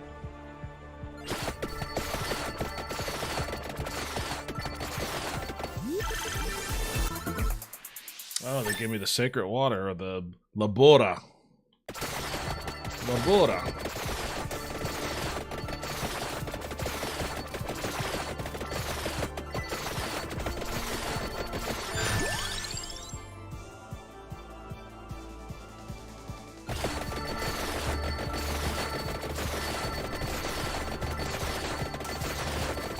Oh yeah, I've got nothing to worry about. It's the end of the map at this point.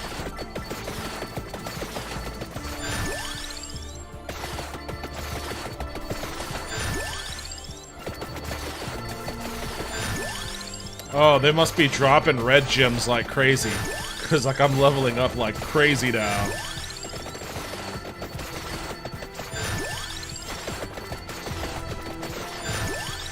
Give me always money.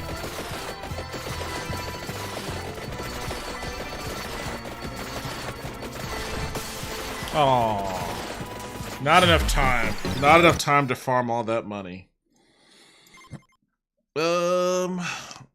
Baked with 4 cheeses and some Cheez-Its thrown in? What the fuck? Mac, I got what you were getting at. I got what you were getting at. That sounds good, though. Damn.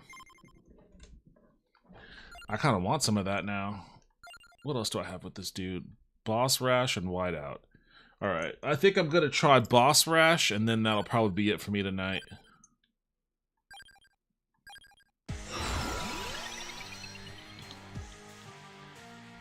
I have a feeling this guy isn't going to last long in this.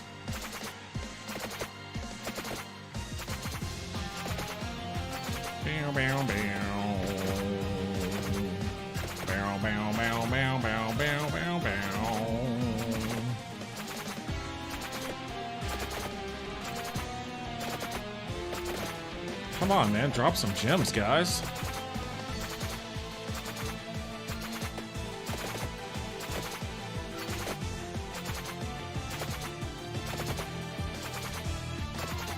Oh, shit.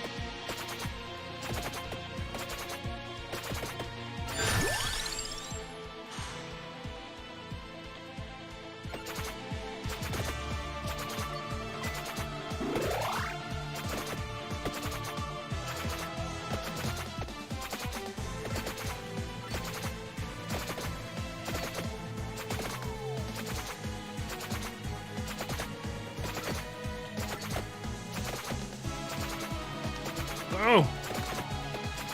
Damn it, get back here. That's my gem farming. That's my best bet at farming gems is the bat swarm. Although chasing them kind of hurt me.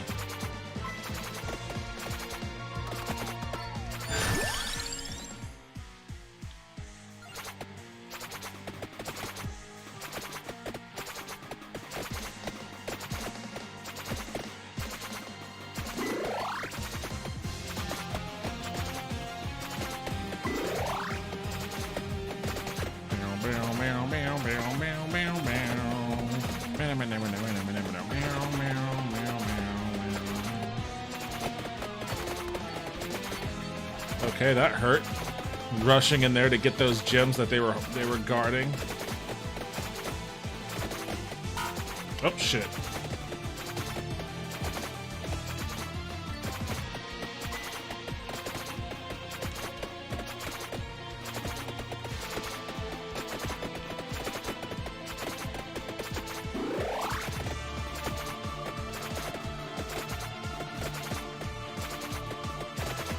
Damn, I'm like 5 minutes. Oh, I'm 5 minutes in and I'm only level 3.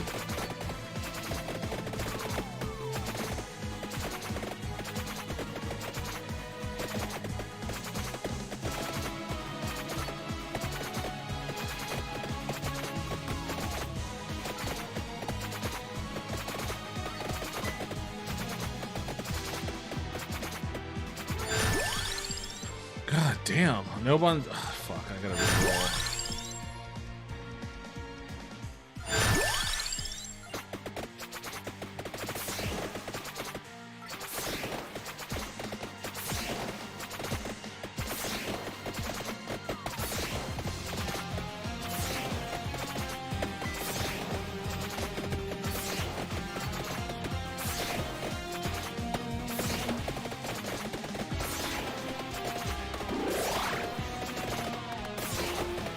This guy is not going to survive this at all.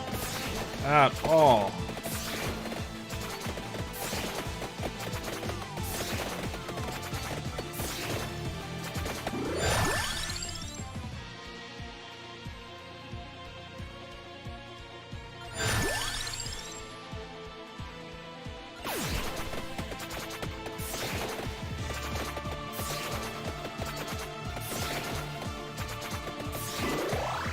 That pentagram is my best shot at getting some chest drops.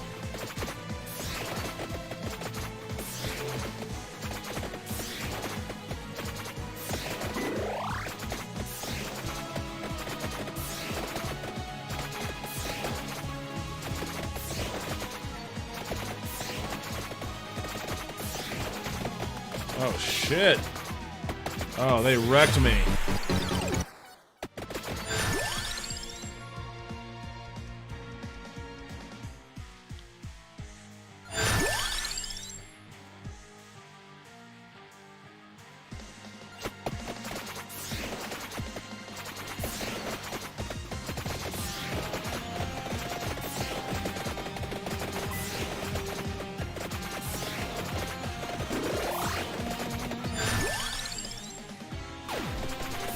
Oh, I got some chests here.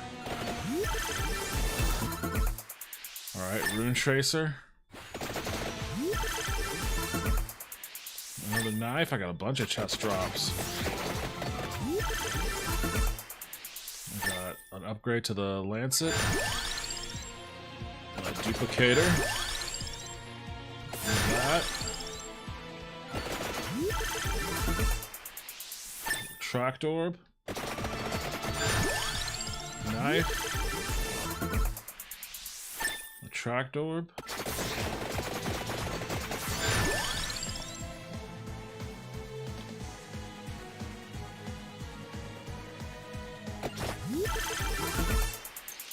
Man, I knew that pentagram was a good idea. I was like, it's my only shot at getting chests and getting upgrades.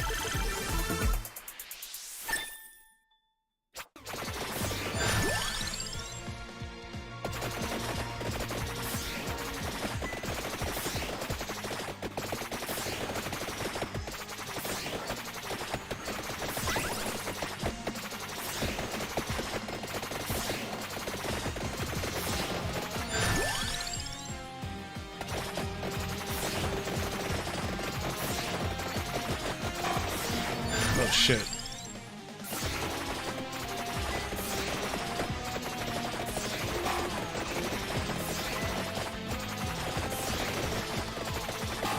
I'm still not sure about this guy's chances of survival, but I feel like it's a hell of a lot better now than it was like a minute ago.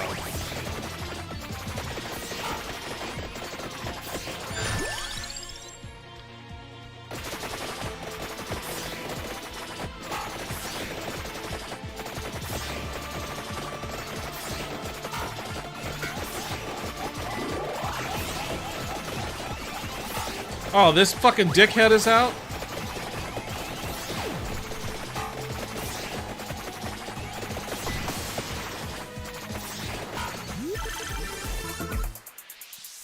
I don't know if I can survive this, but man, I'm putting up a valiant effort, that's for sure.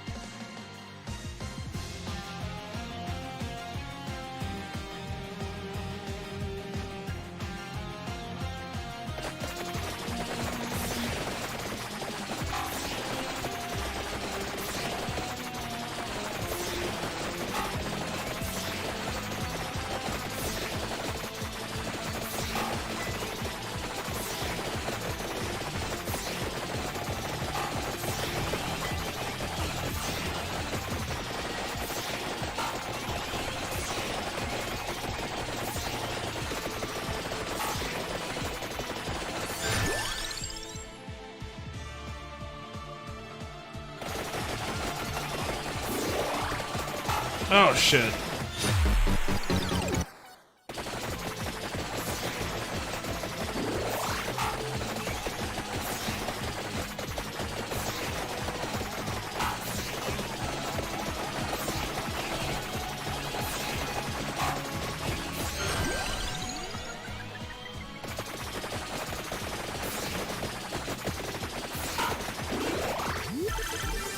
My pentagram hasn't popped off in a while. Well, I guess it's about to now.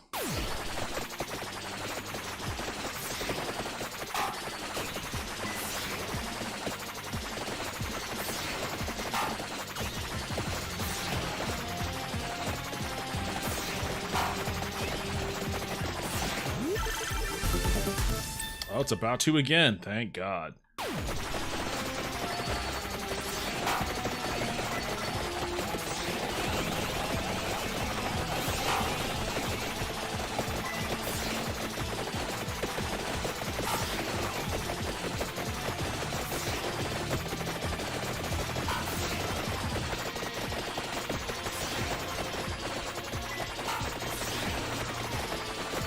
Come on, just a little while longer.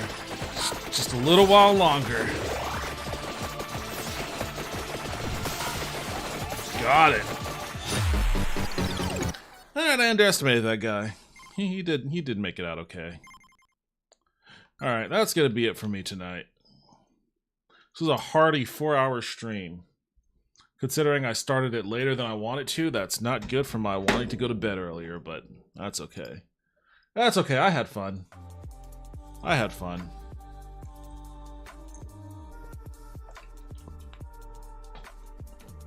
Oh, I got a follow. I don't know why my Twitch never tells me when I get a follow, but I got a follow from a Bird Grub 55. I don't know if you're still around, but thank you for the follow. I appreciate that. I gotta fix my damn. I gotta get a new camera. All right. Well, that's it for me for tonight. I appreciate everybody joining me as always. I always enjoy your support. I always appreciate it. What's tomorrow? Wednesday. Not gonna be streaming tomorrow. I'm not gonna be streaming tomorrow. I'm not gonna be here tomorrow because I have to wake up very early on Thursday and go to my work for an early morning meeting, an all-day meeting, and I'm gonna be staying at a friend of mine's house who happens to live close to my office rather than 10 million miles away like I live here. So, no stream tomorrow, but I will be back on Thursday. So, hopefully, I'll see you all then. Take care.